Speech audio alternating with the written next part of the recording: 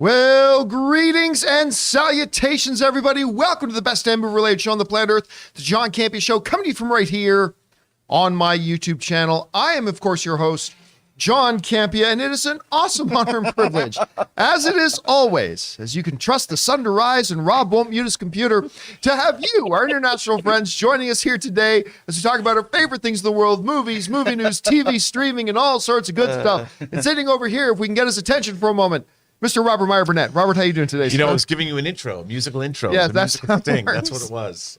It's good to be here. Thursday, I'm excited. We got a lot of good topics today that I am excited to cover. By the way, you've already been very helpful today. I got a new desk toy that I've been eyeballing this one for a while. This Deadpool, this 1/4 scale Deadpool on a Vespa with, you can't see it on camera, he's got a little cable toy doll hanging off his thing there. And you put this together for me. You know, when it was kind of like going into a happy ending massage parlor when you said to me, would you please put this together for me?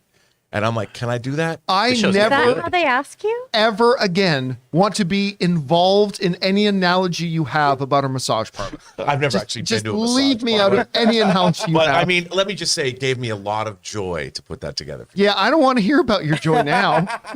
I was all in a good mood till now. Sitting beside him, Chris Carr. Chris, how you doing? I'm good. We're starting strong today. Now, of course, back here joining you guys in the live chat. He'll be in there chatting it up with you guys. Ray Ora is there. Ray, how you doing? You know, I got a surprise for you guys. Uh-oh. What? I got some gifts for you guys. Oh, I forgot Look. about that. We went to Shogun last night. We saw Chef Rigo, and he gave us gifts, and those are yours right behind your laptops. Pull them out. Oh, yeah, reach behind your laptops. Reach behind your behind laptop. You get a There's black Tesla. bag. Reach behind your laptops.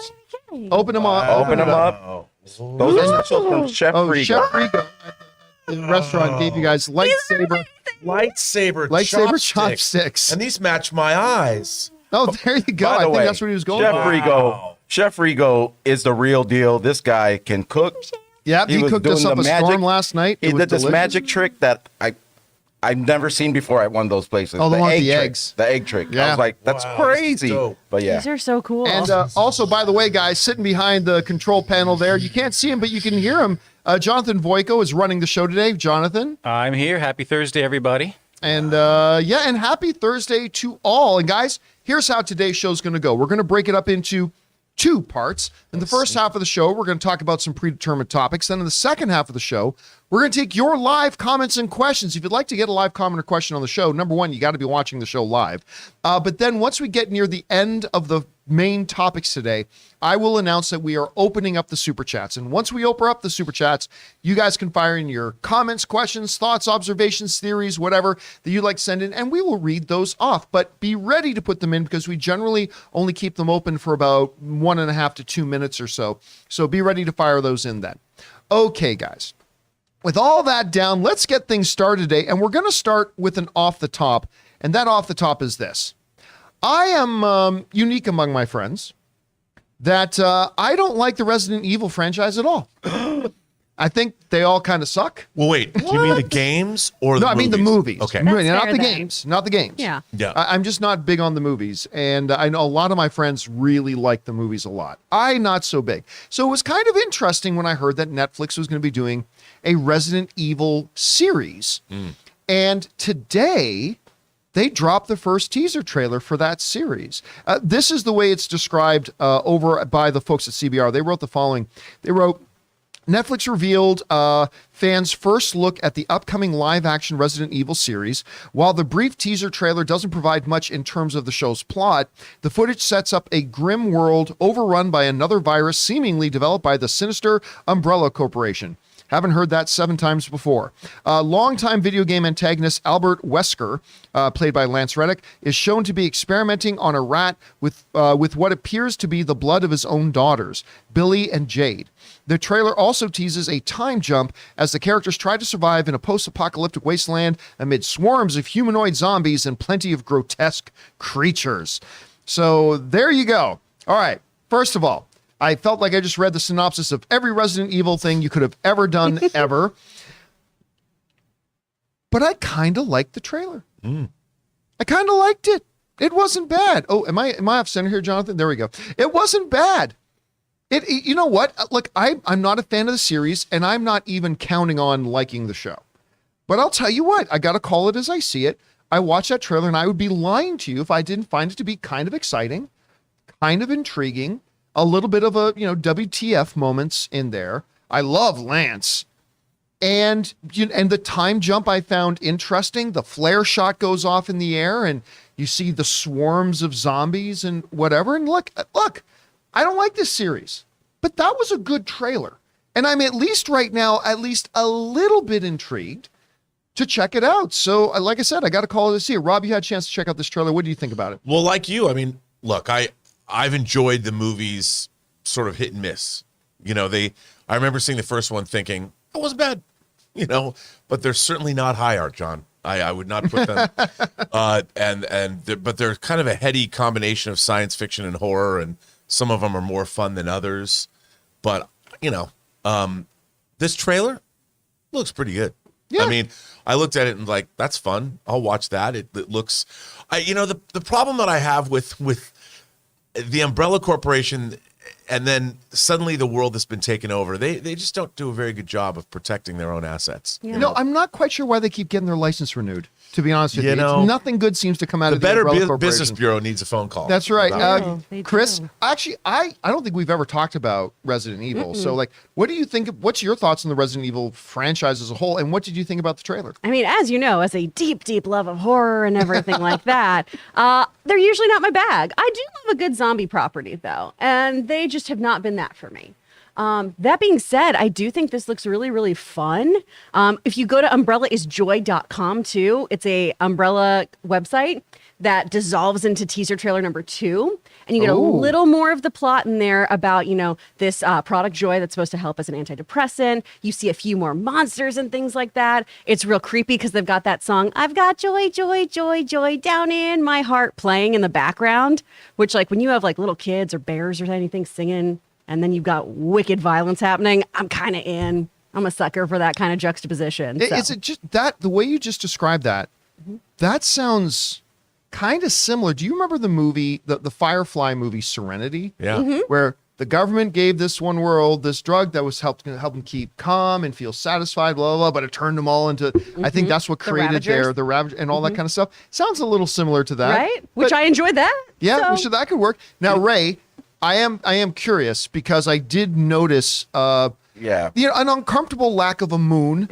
in this trailer. But you saw the trailer. What do you think of it? It didn't do much. I mean, the second one that Chris pointed out was better, but I thought it was going to be a movie. I'm down for like an hour and a half, 2 hour zombie movie, but a series, I don't think I'll be following it. I just don't. It's just not my thing. Like Walking Dead, I watched a couple episodes and then I was out. So, but I think the teddy bear part, are they trying to like play into the Five Nights at Freddy's thing? I doubt with a it. cute little. By the way, where is that movie? I They don't- announced that one 17 years Yeah. ago. That's so. what it reminded me of when I saw that bear. I was like, oh, Five Nights at Freddy's. All right. But I guess it's an okay trailer. If you asked about the trailer, it's okay, but I'm not going to be following this. Yeah, I didn't think it really looked like it looked like your bag sort of thing. Anyway, guys, question is for you. Did you have a chance to check out this trailer for the new Resident Evil Netflix franchise? As somebody who doesn't like the franchise, I got to say, I thought the trailer's pretty good. What did you guys think about it? Jump down into the comment section below and leave your thoughts there. Okay, guys.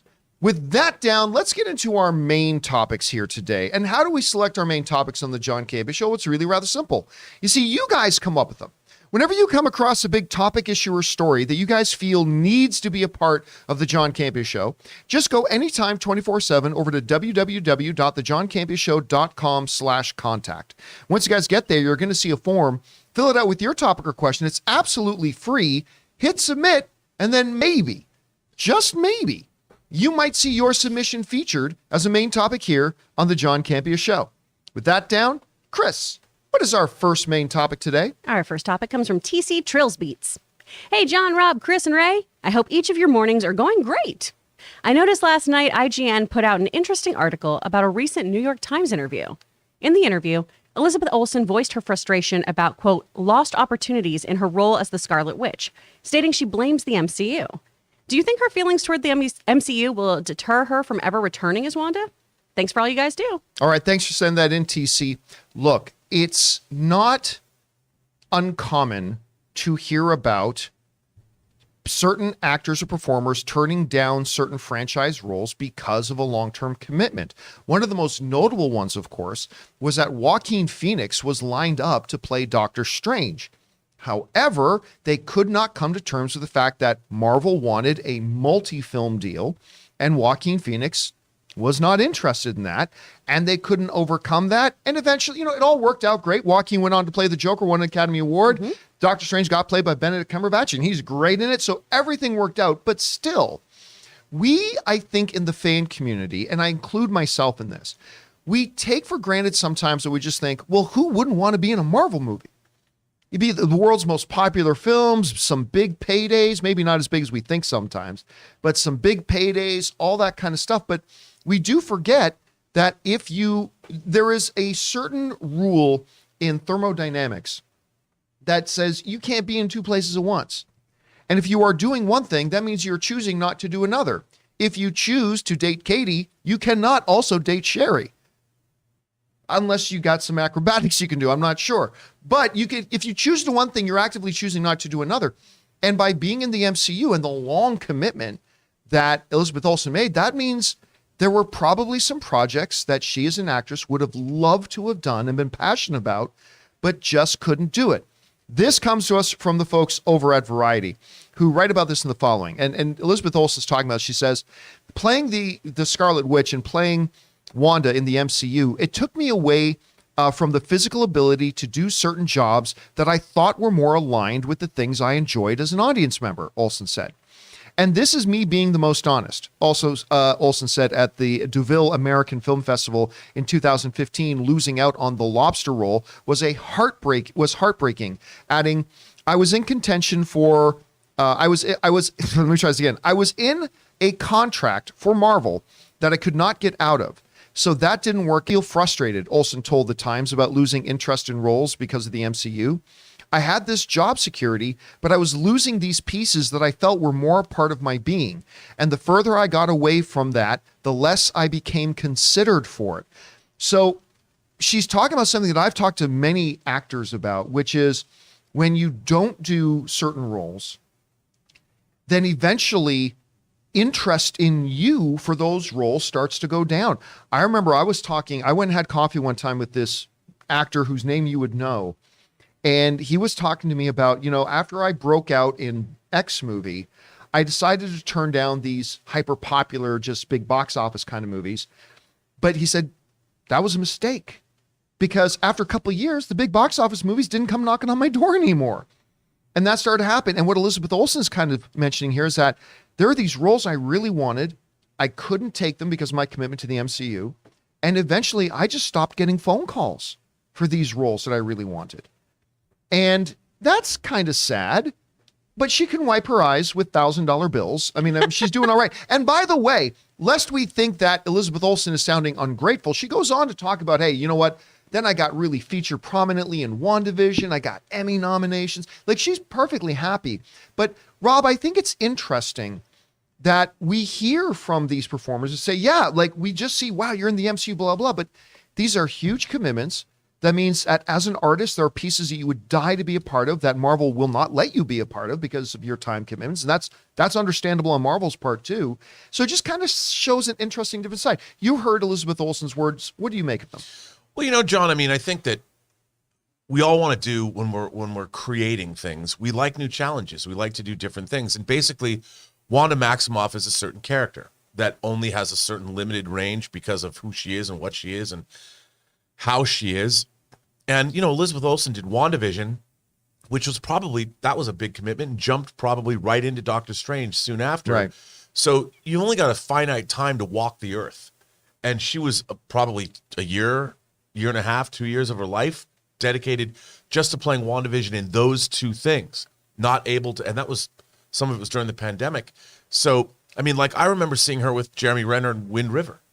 I thought she's so good in that. She's so good in that. And I think that, of course, she wants to play different things. I mean, it's not like Wanda's the most nuanced of characters. She's really she finds a way to make it that a little bit, though. Absolutely. Yeah. She does a phenomenal job. I think she's a terrific actress. But, I first saw her in Marcy, May, Martha. Yep, that's the one where everybody first really took notice of her. And I'm like, this girl is a tremendous actress. She has a lot. I mean, I could see her winning an Oscar, but she's not going to win an Oscar in an MCU movie. And I don't think that's necessarily, I'm not saying that that's what her end all be all is, but they're actors, so they want to have a diversity of roles. And I'm sure she's very grateful because she's got a worldwide fan base now.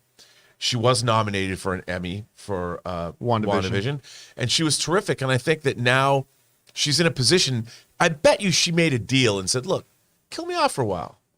let me branch out. You don't need me until there's going to be another Avengers movie after Doctor Strange. So I bet you she's going to have a number of projects lined up, and we're going to see some exciting things from her. Chris, you hear about this. I mean, I guess we also got to take in consideration that Elizabeth Olsen, and on her own, has a lot of money. Her family has even more money. Oh, yeah. I mean, I remember some of this conversation with some people the other day because we saw a picture was posted up of Elizabeth Olsen with her two sisters that said it's Scarlet Witch and her variants. And people saying, nobody even cares about her sisters anymore. It's like, you do realize they're worth about 10 times what she is, right? They have an empire. They have an empire. But anyway, tons of money, all that stuff in the world. Rob, you brought up Oscars, right? When you are an actress like her, who is recognized as being really damn good, and you've got the money and you've got the fame, I think she is thinking Oscars at this point. She's thinking legacy. At her young age, she's already thinking legacy. You hear what she's saying here. I mean, obviously, as an actor and a performer, what a nice problem to have. But but what do you think about her comments? Well, I mean, you do have to remember, too, that she is an actor's actor, right? She went to NYU's Tisch School. She went to the Moscow Art Theater School as well. She is a very intense performer. And so I can understand this. And when you compare it to other people's comments, right? When people in the past, we've talked about this with other actors who seem incredibly ungrateful and dismissive of being part of a show that gets renewed or something like that.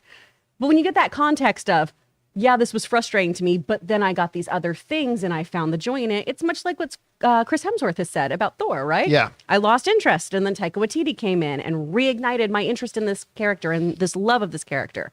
WandaVision allowed her to explore so much nuance within Wanda Maximoff and allowed her to just stretch her acting muscles and show us she's capable of so many different kind of genre films as well. You look at her IMDb as well. She's done things like Ingrid Goes West. She picks which was a weird one for her, actually. It's a weird one, and it's real fun. She's great as Taylor. But she picks these indie films where she just connects with story and character, and I think that's what she's kind of missing here. And I do think she's focused on legacy. And I think she's definitely going to get several nominations and probably some wins under her belt, too. Because here's the scary thing about her. She's only getting better. Yep. Every time I see her, she's just better than she was before. And she's still real young. Oh, yeah. So it's going to be kind of crazy how good she actually becomes. Anyway, guys, the question is for you. What do you think about Elizabeth Olsen's comments here? Just reminding us all, it's like, there's all this great stuff, but that comes at the expense of other things, even for somebody like her. What are your thoughts on what she said? Whatever you guys think, jump down into the comment section below and let us know your thoughts. Now, while Elizabeth Olsen is clearly hungry for some Oscars, we all get hungry. And who's coming to our rescue but the sponsor of today's episode of the John Campea Show, one of my favorites, HelloFresh. Hey guys, we want to take a moment and thank a sponsor of today's video, HelloFresh. So guys, look, my wife Ann and I were both working professionals, so we know how tricky, difficult, and time-consuming it can be to try to eat properly and prepare your own meals at home. And that's why, like over a year ago, we started using HelloFresh. With HelloFresh, you get farm-fresh, pre-portioned ingredients and seasonal recipes delivered right to your doorstep. I mean, you skip the trips to the grocery store and count on HelloFresh to make home cooking easy, fun, and probably most importantly, affordable. HelloFresh offers the flexibility you need to easily customize your orders online or right in the app. Easily change your delivery day, food preferences, and plan size, or skip a week whenever you need to. HelloFresh is 72% cheaper than a restaurant meal of the exact same quality, and you can save on average over $65 a month when you order HelloFresh instead of going grocery shopping. So guys, I'm telling you, whether you are single or have a family, you are going to love HelloFresh. So go to HelloFresh.com/TCA Campea16 and use the promo code Campea16 for up to 16 free meals and 3 free gifts. That's again, HelloFresh.com/Campea16 and use that promo code Campea16 for up to 16 free meals and 3 free gifts. HelloFresh, America's #1 meal kit. And a big thank you to our friends at HelloFresh for sponsoring this episode of the John Campea Show. Remember, guys, when you support our sponsors, you're actually supporting our show. So go on down in the description. You'll see links to all the links and the promo codes for our sponsors. Go and use them there because, once again, you're supporting our show. All right. With that down, let's move on to main topic number 2. Chris, what is our second main topic today? This one comes from Alton Wang. I know you do not like a speculation, but there are rumors that Dwayne "The Rock" Johnson will replace Will Smith as the genie in Aladdin. I'm going to go out on a limb and say that this is because of Will Smith's audition for slapstick comedy on the Oscars. What do you think about the rumors? Are you excited? Slapstick comedy. All right. Thank you for sending that in, man. All right. Look, let's go back a couple of years. And there was an announcement that came out, unsurprisingly, because Disney had been in kind of the mode of doing a lot of animated to live action transitions, right? And we heard they were going to do Aladdin, to which a lot of people said, how on earth can you do Aladdin without Robin Williams?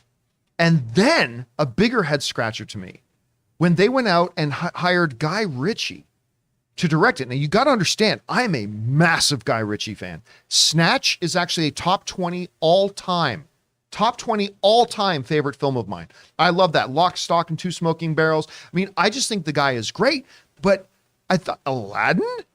Guy Ritchie doing Aladdin. And then they hired Will Smith, to which a lot of us, including me, kind of at first were like, that's interesting. The more I thought about it, though, the more it kind of started to work for me, because I thought, you need to get somebody who is not like Robin Williams, but like Robin Williams, has a larger-than-life kind of personality. And Will Smith, at the time, slapstick comedy notwithstanding, I thought he fit the bill. Anyway, the movie came out, and I'll tell you straight up, Aladdin is wonderful. I just can't believe how, Ann and I actually ended up going to the movies 3 nights in a row just to watch Aladdin, because every time we watch it, we came out smiling and grinning and singing the songs and stuff. It's just a delightful, wonderful movie. Then the Oscars happened. And what do you do? And because they announced a while ago they wanted to do a Aladdin Part 2. So what do you do about it? Well, according to some reports going out there, you go and get Dwayne "The Rock" Johnson. This comes to us from Inside the Magic, who write the following. Several outlets are reporting Dwayne Johnson could take over the role as Genie in the sequel. Genie, originally played by Robin Williams in the animated film, has been one of the most beloved characters in the world of Disney for 30 years. Absolutely. Several Will Smith projects have been canceled or postponed since the incident at the Oscars, and Disney has not provided an official update to offer any clarity on if he will remain in the role or if the rumors of a replacement could be true. At Universal Orlando, Smith is still the narrator on the beloved attraction Men in Black: Alien Attack. Since the incident at the Oscars, however, many fans have said the attraction, quote unquote, just isn't the same. And that comes to us from Inside the Magic. All right. So there are questions built upon other questions here. Question number 1, is Disney still moving ahead with an Aladdin 2? Question 2, if they do, are they going to do it with Will Smith? Question 3, coming from these reports, is if they don't do it with Will Smith, will it be with Dwayne "The Rock" Johnson? All right. No chance in hell. No chance in hell.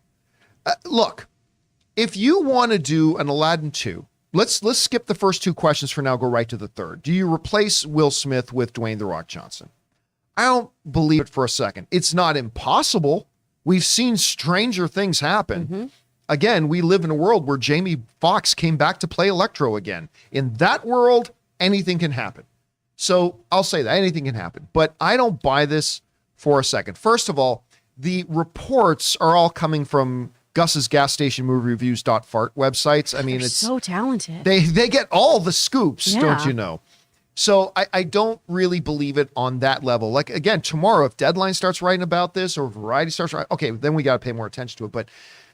But here's the other thing. You've already done the first Aladdin live action. You've already done the first live action Aladdin. Dwayne The Rock Johnson cannot be that genie. Dwayne The Rock Johnson is a good performer. He's got charisma for days. Unfortunately for Disney, Will Smith kind of set a bar and a template for this Aladdin. Now you can say, yeah, but he wasn't Robin Williams. Yeah, but that was an animated decades ago. This is a sequel to an already live action thing. And with all the things that Dwayne The Rock Johnson can do, he cannot be Will Smith's genie. He can't. And that's not a knock on his talent. Anthony Hopkins cannot be Will Smith's genie. Okay? It is just not a fit. It does not work.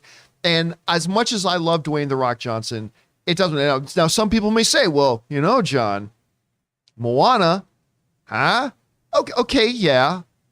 And that was great. I loved him in that. I really, really did. But I just can't see him being Will Smith's genie, and that is not a fit for me. I don't know. Chris, you hear the rumors. First up, do you believe that they're actually looking at Dwayne The Rock Johnson to replace Will Smith? And if not, what kind of context could exist where maybe it could be believable? I don't know. What do you think? I mean, I don't believe it at all. As much as I would love a moment of call me Al, it doesn't matter what your name is. Like, that would be fantastic. I just don't see him doing this Disney property. I don't feel like that is in line with The Rock's trajectory right now. I don't think he sees himself as a substitution. Right? Yeah. And that's a big part of this. You did bring up, though, somebody who I went, oh, that would have been great casting. When you brought up Jamie Foxx's Electra, I went, oh, he would have been a great genie. Because that genie could have sang. That genie would have had a great singing voice. Yeah, that genie could have worked. I could see something like that. I really just don't see Dwayne taking up someone else's role, especially when it's filling in a spot because of some controversy. I don't think that is something that he would do. I don't think that's something that his team would want him to do either. He has a very, very clear image of himself, his work, and his work ethic. He'd hold out for a different Disney property. And would he want to put himself in a position where he's going to be compared? By the way, I love that image, Ray. Yeah, good job, Ray Ray. made this image. Would he want to be compared? Does he want to come out and then all of a sudden have fans comparing him to Will Smith's genie? And I don't think that's ideal. And Chad, I know he did Jungle Cruise. I'm saying, like, if he does another Disney property. Yeah, but he wasn't taking over somebody else's he's not role. taking someone else's spot. He was creating a role. Exactly. Rob, I don't know. What do you think about this whole thing? Well, the thing is, the comedy of the genie, the fun of the genie is not easy to do. And while Dwayne Johnson is a great performer and he is a deft comedian, I think the way words are used in the character of the genie is not easy to do. I could see Jamie Foxx take over the role before I could see Dwayne Johnson, only because the delivery, the genie's delivery, is so important to that character. I don't think Dwayne could pull it off. There's like a slow nature. There's an impishness to it. Yes, and Will Smith, he has a background. I mean, learning comedy on a sitcom is one of the best way when you were recording in front of a live audience. Yep. And Dwayne's comedy comes out of the wrestling and what he's done. He's not this. He is not impish. Mm-hmm. He does. Well, not now wait a have that. minute. Did you not see the Tooth Fairy? I'm just saying. I did, think and you're it's still selling a stuck in my little brain. short. Yeah, I mean, I just don't think. I don't think it's him. And like you guys have pointed out, I don't think Dwayne does the seconds thing. He's a star. He doesn't take over a role. He makes a role. Yeah. Right. So, I mean, although I gotta say, I would watch that movie. If Dwayne, if Dwayne, no for doubt. sure. I mean, I would check it out. Like, I would be dubious and skeptical and all that, but I would go. Yeah. Because if nothing else, he would give it 100%. Absolutely. He might fail, or he might do the role in a different. If they made his genie different, like more tailored to his skills. Yeah. But I don't think he wouldn't. I don't think he walks into roles. That's the thing that would keep me from believing it, is that he doesn't, unless they backed up the Brinks truck 5 or 6 times to his house, maybe. Which they have done in the past. Yeah. Ray, you got background on this? Like, what do you think about it? I It think doesn't matter what you think. Sorry, I had to do that. I'm embarrassed. I'm sorry about that. I should have done that. What? He's already sleeping. I was gonna say I think Mike Tyson should be Genie. Wouldn't just be a corn. I mean, if it was like Tyson. I'd watch that too. I'd watch that too. Who was the movie studio that we worked next to? Asylum. Asylum. Asylum. If they were doing this, I would pick Mike Tyson for sure. It would just be funny because you'd be like a mean, then nice genie. Like in real life, mean and then nice. But, that's my pick. Rolando in the chat thinks it should be you, Ray. Oh, yeah. Ray is the genie. Ray is the genie. I can see it. Yeah. Yeah. All right, guys.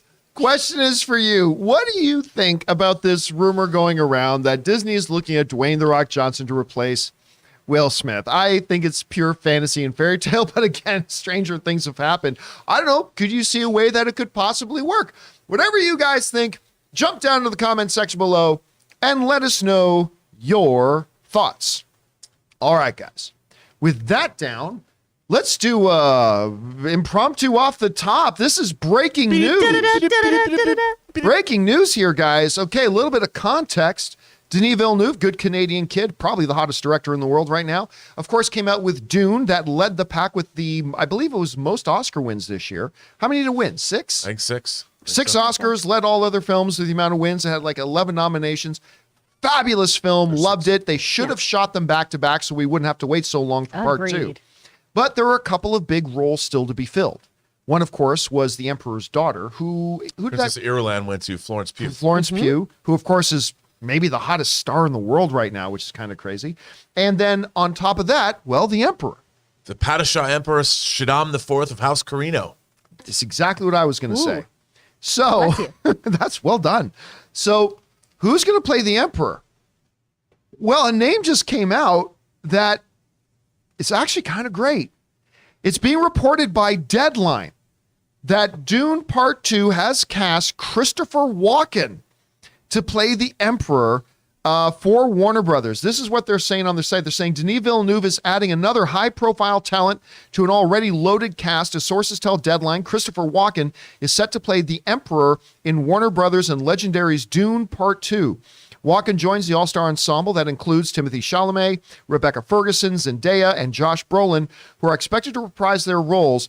As well, Florence Pugh and Austin Butler, who might be the hottest star in the world after Elvis comes out, who were also recently announced. Villeneuve is back to write, direct, and produce. So listen, I just want to go quickly right over to you on this, Rob, because nobody knows this character better than in this room better than you do. You hear Christopher Walken's been cast to play the role. What do you think? Well, I love Christopher Walken. I mean, the first time I ever was really aware of him, my mom took me to see The Deer Hunter. Oh, wow. And and she didn't know. I've never heard that sentence. My mom took me to see Deer Hunter. Let me never just heard tell that you, phrase. Love that was car ride Crazy. It was for me. It was a transformative experience. But What's that, that's Jonathan? That's the second time I've heard someone say that. It was Quentin Tarantino was talking to Mark Maron on my way on the podcast I was listening to today. His mom took him to see that too. So this is the second time in the same day I've heard someone say that. I've never heard it once. I think my mom had no idea what the movie was about. And if you haven't seen it, Christopher Walken plays Russian roulette in that movie, and it is harrowing. And I should not have seen it. It was one of the most scarring things I've ever seen. But I still thought he was an incredible actor, even though I was 11 when I saw the movie. But he's an incredible performer. I mean, he's been so good in so many movies. He was in a science fiction movie that Doug Trumbull directed called Brainstorm. That was Natalie Wood's last movie that came out in '83. He was great in that. He was great in King of New York. He was great. True Romance. I mean, he's such a great actor. But he's a little weird. And I have to say, I like this casting, but if he's going to be the regal, I mean, Jose Ferrer played the Emperor in David Lynch's Dune, and he had this very regal presence to him. But Walken, Dune's a weird thing. So, I think it's going to be interesting to see. I mean, he's Florence Pugh's dad. I just saw him in one of my favorite things I've ever seen him done in Severance this year. He's That's so a great in totally that. different kind of role for him that was really neat. And then a couple of years ago, one of my other favorite things I've ever seen him do, and he was only his voice. He was the voice in Jungle Book. How good was he? He was so good in that voice and the song and So good. Because he is a song like you. He's a song and dance man. Yeah. Loves to dance. I love the dude. I think he's great. I will admit, though, It's not the first picture that comes into my head when I think about the Emperor. No, right? But Denis Villeneuve, listen, he has nailed all of his casting so far. So if he thinks, no, Walken is the guy, he's a world-class actor. If he says he's the guy, he's the guy. I think so too. He'll probably play it differently than we expect. Exactly. So I'm curious to see how his Emperor. I think his Emperor is going to be a little bit quirky. Oh yeah. Somehow. Well, he's king of subverting expectations. Yeah. He was the headless horseman in Sleepy Hollow, Yeah. and he crushed it. Like, he was so great in that. I don't know. So do you think this is like if we had asked you yesterday, name 5 names that you could see playing the Emperor in Dune 2, would Walken have been one He of would them? not have been Walken, but I'm excited about it. Because also I was just leaning hard into Florence Pugh. Right, Just being right, like, right. oh, okay, well, who would play her dad then? Okay, and I was thinking about a bunch of different English actors and kind of going down that rabbit hole. But I mean, Walken doing this, I mean, your impression off camera made me real happy about it. The spice must flow. I do a terrible Christopher Walken. It's awful. Again, I apologize to everybody that being subjected to that. Look, all I know is that, look, the cast of this franchise was already stupid good. Mm-hmm. You got Timothy Chalamet, who I kind of contend is the heir apparent. He is the guy who is going to rule Hollywood for the next 25 to 30 years, I think. You got Josh Brolin in there. You had like more grit in there with Jason Momoa in there as well. Like you got Rebecca Ferguson in there. And now you've added Austin Butler, who's going to be like the hottest thing once Elvis comes out. Florence Pugh, who is now the hottest thing out there. And now you've added Christopher Walken. This is crazy good. Guys, question is for you. What do you make of this? Do you like the addition of Christopher Walken as the Emperor? Are you having a hard time imagining him playing that role? Whatever you guys are thinking, jump down to the comment section below and let us know your thoughts. Okay, guys. With that down, let's actually now go into main topic number 3. Chris, what is our third main topic today? This one comes from Alan. Hey, everybody. I've been seeing a lot of amazing positive first reactions to Top Gun Maverick. I've heard that the review embargo is happening on Thursday, and if so, where do you see this film's percentage on Rotten Tomatoes? Also, do you think this film will beat the original Top Gun in box office and Rotten Tomatoes? Thanks, everybody. I'll tell you what, I don't know off the top of my head. Ray, can you look up the box office for the original Top Gun? Because I don't know off the top of my head what it was. I'm not suspecting it's going to be massively huge. Okay, so look, we were at CinemaCon 1 or 2 weeks ago. I can't even remember now. And they showed us Top Gun. 57%. No, the box office. Oh, sorry. Yeah, box office. 57% of what? So they showed us the full movie of Top Gun, and I was blown away. I was absolutely blown away. I could not believe how it exceeded the original in every conceivable way. Which number do you want? Worldwide, It's 357 million. 357 million for the original Top Gun. The only way I would say that the original is still a little bit better is the love interest in the first film, to me, is still a little bit stronger than the love interest in the second. Other than that, in every way, shape, and form, this is a superior film. And it is exciting and thrilling and edge of your seat and all this kind of ridiculousness. This movie is going to be big. It's definitely going to exceed the first Top Gun's box office. That's not going to be a problem. It is definitely going to exceed its critic rating as well, because as of this morning, Top Gun Maverick was holding, after 49 reviews, 100% on Rotten Tomatoes. Yes. Now, that has changed Oh. as I bring it up because our friends over at Forbes submitted the first negative review. So our friends over at Forbes, I think it was review number 52 or whatever, went in. And as a result, Top Gun Maverick is now sitting at, I've got 68 reviews listed here, is sitting at 95%. Oh, well, So I think 1 or 2 people came in with negative ones. So yeah, when we put the show notes together, it was holding 100%. It's now, because of 2 negative reviews, it's down to 95. But it's just me and Forbes. just you and Forbes. But I'll tell you what, this is great news, especially when you start reading the enthusiasm. It's not just that the reviews are positive. It's that when you read the reviews for them, they're filled with a lot of excitement for them as well. For instance, take this. This comes to us from the review over at Variety, who wrote the following. One could argue that our new post-Cold War world didn't need a Top Gun sequel. Tom Cruise himself once insisted as much. But one would be wrong to do so. Building on the 3-part steel to 1-part corn equation that director Tony Scott so effectively set 36 years earlier, the new film more than merits its existence, mirroring Cruise's character, Pete Maverick Mitchell, in pushing the limits of what the machine could do. The machine in this case being cinema, which takes to the skies as no blockbuster has before. And that kind of enthusiasm is the energy you start reading in a lot of these reviews. Look, we haven't done a formal Top Gun review here yet, and we won't do it right now, but you've heard us talk about this. And with the exception of Chris, gush about this movie. Like this, I was telling Jonathan, I came into the office the other day. I was telling Jonathan, I said, Top Gun's on my brain. Because on my way here, I hit the accelerator in the car to merge into the next lane. And as I do, all I could hear was Danger Zone by Kenny Loggins in the back. As I'm doing, I don't know why. Then he puts on his sunglasses. Then I put on the sunglasses and I turned to the car next to me, gave him the salute. No, I didn't do that.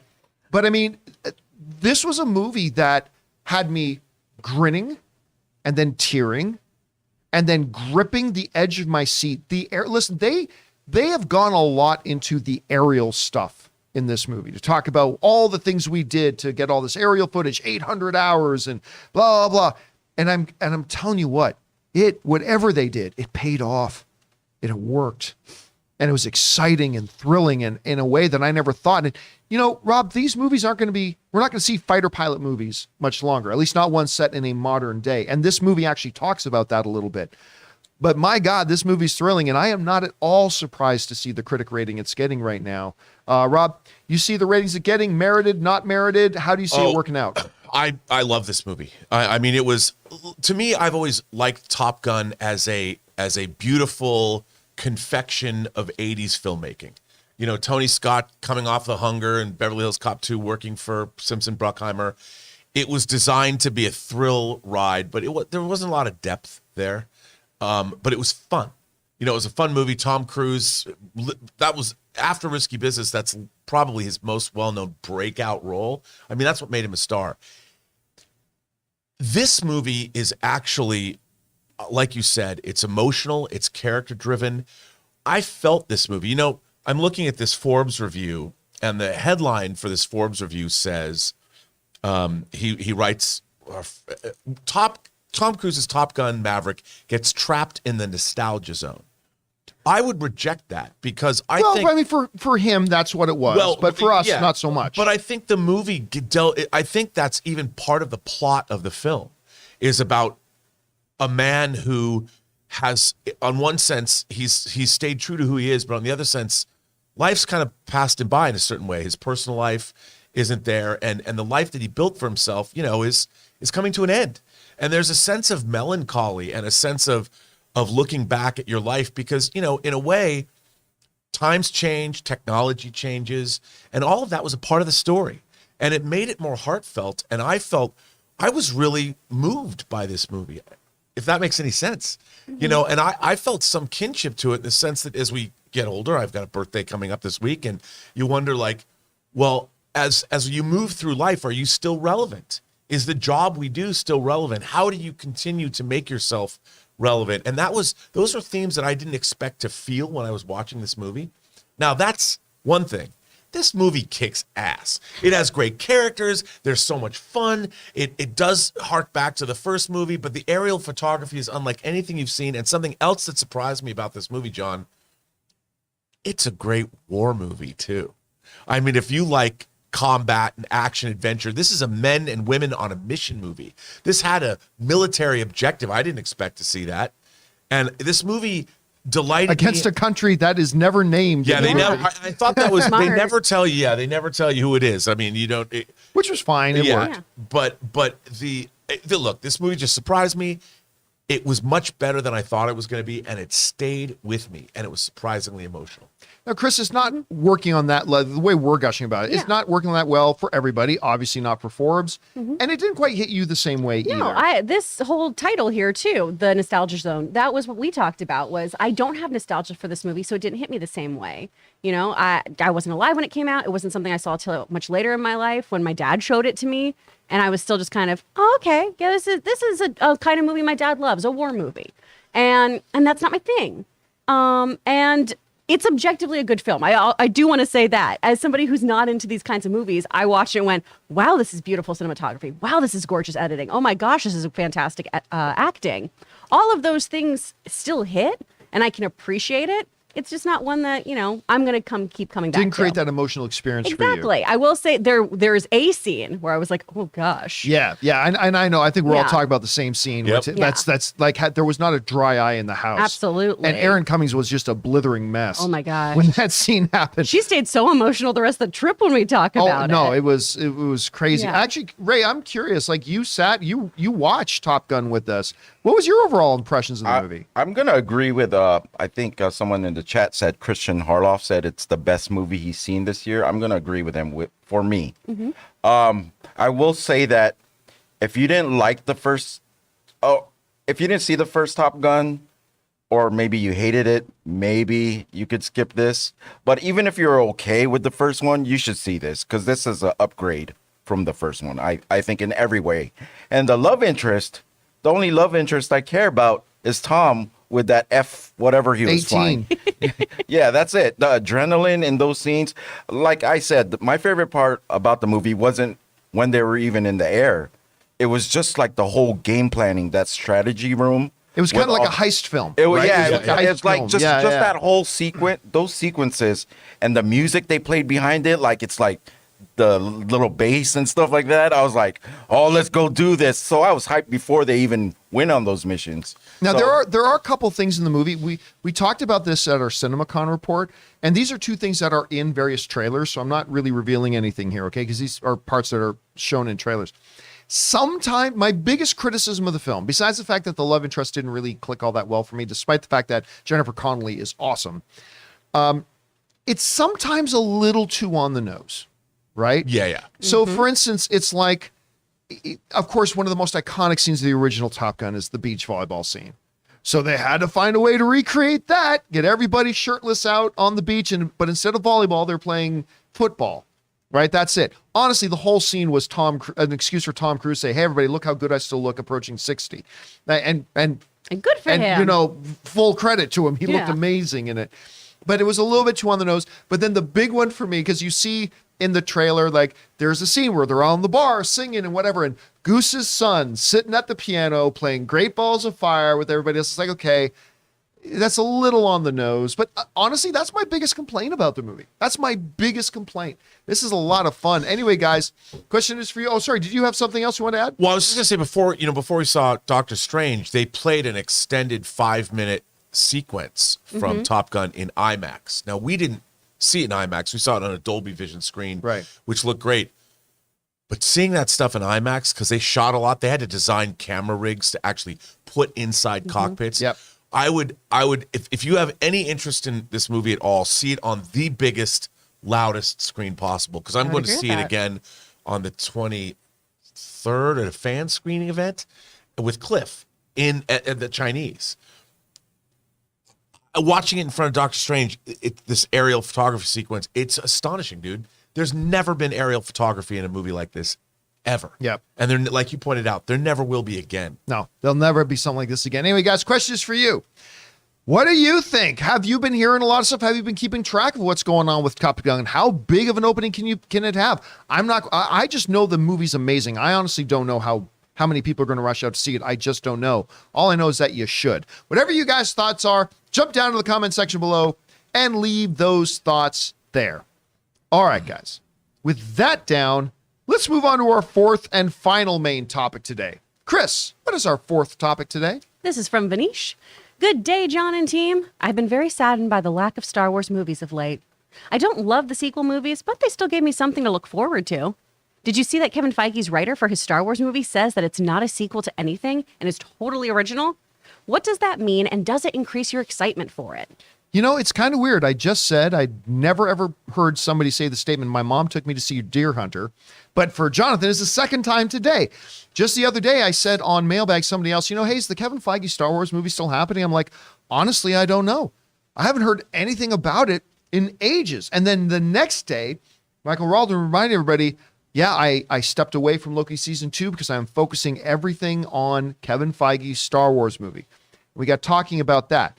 Now, however, Michael Waldron, of course, the writer of Doctor Strange 2, and he is now writing Kevin Feige's Star Wars movie, was interviewed by Screen Rant, and we got a little bit of detail about what this Kevin Feige movie is going to be. This comes to us from Screen Rant. Screen Rant asks him, can we look forward to a Marvel return from you in the near future? Waldron, maybe, I don't know, we'll see. I'm busy right now in a galaxy far, far away. Screen Rant, I know you can't say anything about that actual project, but what does it mean for you to take that on? Waldron, it's great. It's a dream come true. In some ways, it's freeing because it's not necessarily a sequel to anything. There's an opportunity to breathe a little bit and do something that feels really original. And beyond that, it's just fun. I want to read that again. It's freeing because it's not necessarily a sequel to anything. There's an opportunity to breathe a little bit and to do something really original. And beyond that, it's just fun. And that comes to us from Michael Waldron, who is, of course, working on Kevin Feige's Star Wars movie. This, while a minor quote, I think gives us a real sense of context. Because by coming out and saying, okay, this isn't a sequel to anything. All right, so it's not Mandalorian based, it's not Boba Fett based, it's not following up on, I heard some speculation from people that it's essentially going to be Star Wars Episode 10. We know that that's not the case now. I mean, this really does kind of take a lot of the options about what this movie was going to be off the table. And by elimination, we start to get a little bit of a clearer picture. And then he says something that's going to feel really original. That can be good or bad. Because, you know, some people, it's like not every Star Wars is a big universe, man. Not everything has to have Force users and lightsabers. But some people are like, where the F are my lightsabers? Like, where's the Sith fighting Jedi? We want to see that. So when he says totally original, does that mean original in the sense that we're not going to deal with Jedi or Sith? Not necessarily. It doesn't necessarily mean that, but maybe it does. Now, Rob, when I brought up the Kevin Feige project the other day, you made a prediction that I had not even considered. And I didn't honestly think there was any chance of you being right. But maybe you brought up the idea that you think they're going to actually make an announcement at Star Wars Celebration in a couple of weeks. And you know, the more I think about it, it has been years and years since they first announced that Kevin Feige was doing a Star Wars film. And it has been years and years since then. Maybe now they have something that they can share. First of all, what do you think about Waldron's comments about this is not a sequel to anything and that's going to be really original?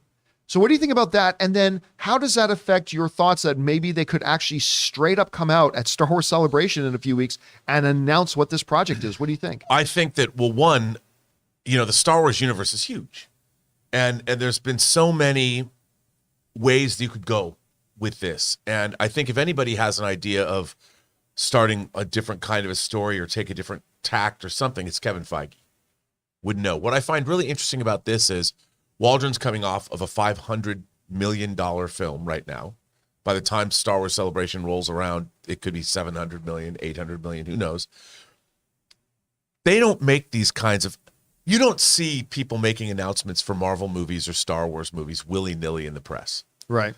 I mean, and that's the only reason I think that we're going to get an announcement, because the fact that he answered this question, he could have said, I can't talk about that. Yeah. He didn't. You know, he's actually giving us, he knows it's an original movie. Oh, you know, it's not a sequel to anything. Oh, you know, like they're seeding the ground, you know, for us. And I think they're going to make that announcement. I'm excited, dude, because, you know, I think we all love the Star Wars universe. Even when Star Wars is also like pizza. Even when it's bad, it's still pretty good. It's still pizza. It's Tombstone. You know, it's you're still A Tombstone pizza. I mean, I love the Star Wars universe. Look, if the movie's terrible, but there's X-Wings flying, I'm like, all right.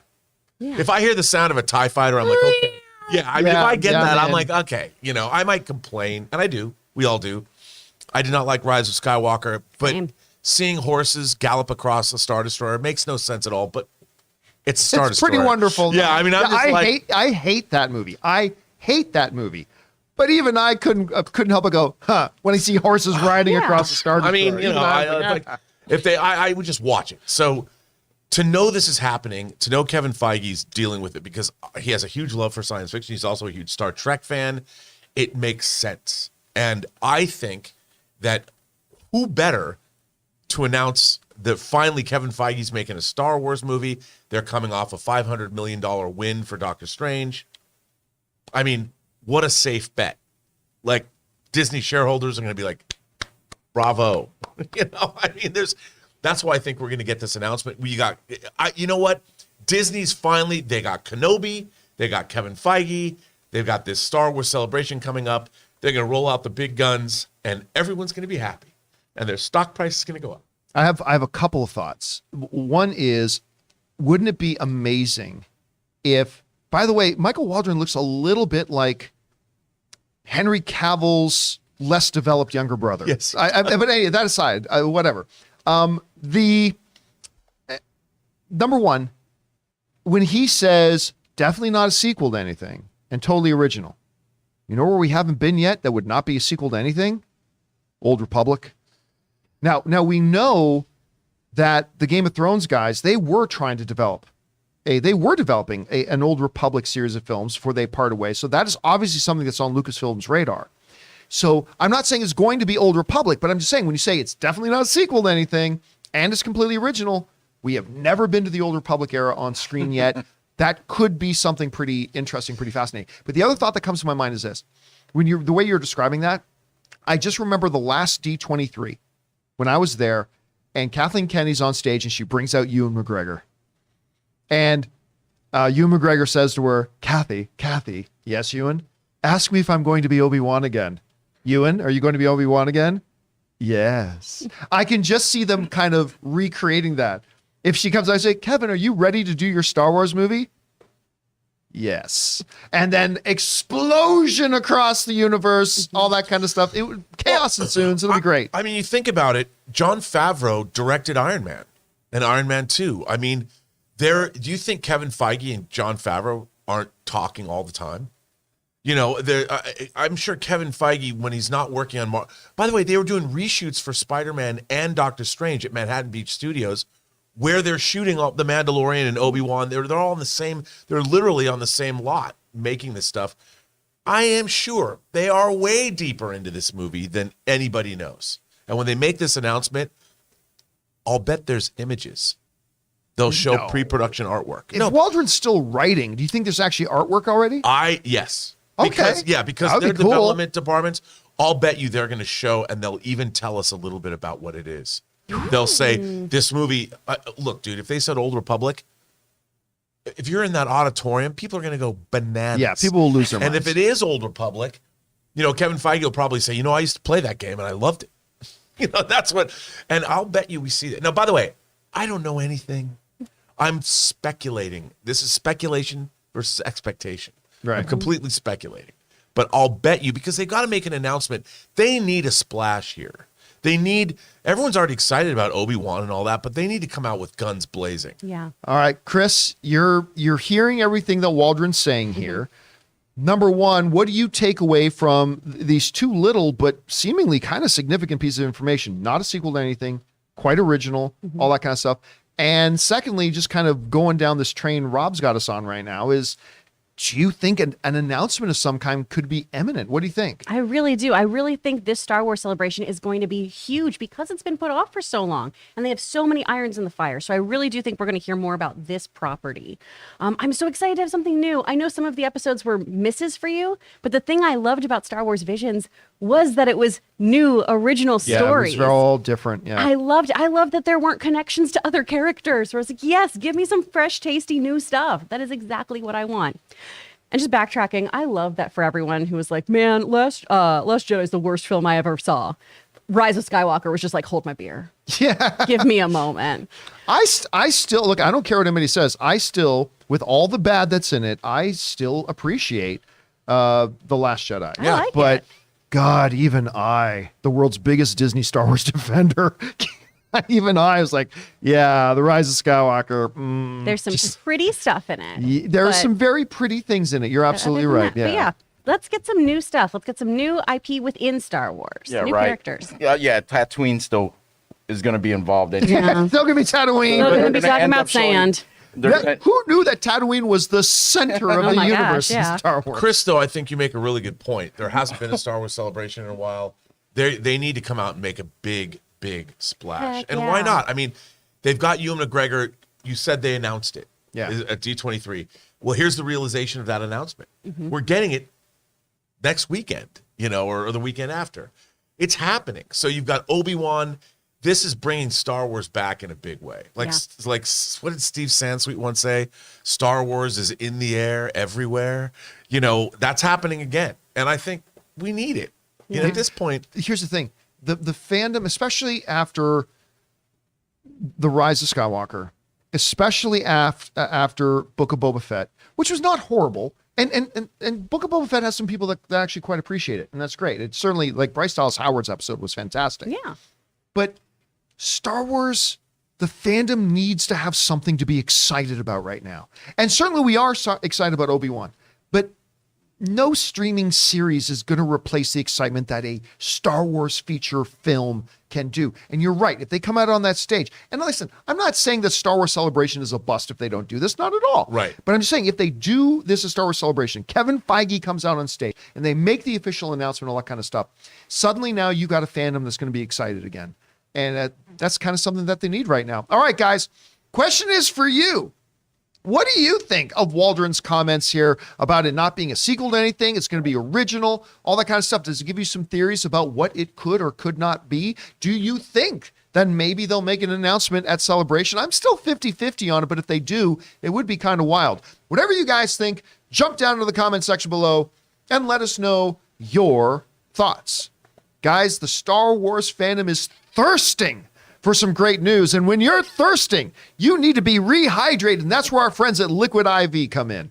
We want to take a minute and thank the sponsors of this video, Liquid IV. Now listen, just one stick of Liquid IV added to 16 ounces of water will hydrate you faster and more efficiently than just water alone. It contains 5 essential vitamins like B3, B5, B6, B12, and of course vitamin C, with 3 times the electrolytes as traditional sports drinks. And what makes Liquid IV so effective is the science of cellular transport technology, or CTT. You see, it's designed to enhance rapid absorption of water and other key ingredients into your bloodstream faster and more efficiently. Ann and I get up pretty early in the morning to go to the gym because we can't go to the gym at any other time during the day. And for the last couple of weeks, I have been drinking 1 full glass of water with Liquid IV. And all I can tell you is you can feel the difference during the workout. So go and grab Liquid IV in bulk nationwide at Costco, or you can get 25% off when you go to liquidiv.com and use the code Campea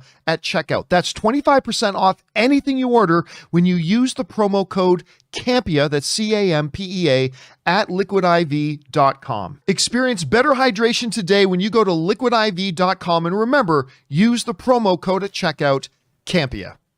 And a big thank you to the folks at Liquid IV for supporting and making this episode of the John Campea Show possible. Once again, guys, make sure you check out their links in the description below. When you support our sponsors, you're supporting us. Okay, guys, the super chats are now open. So if you guys have a thought, observation, comment that you guys would like to throw in and have us read here on the show, it's now open and available to you. We're only going to leave it open for a couple of minutes, so get it in quickly. Now, before we get to it, though, I just want to ask Rob this one thing quick.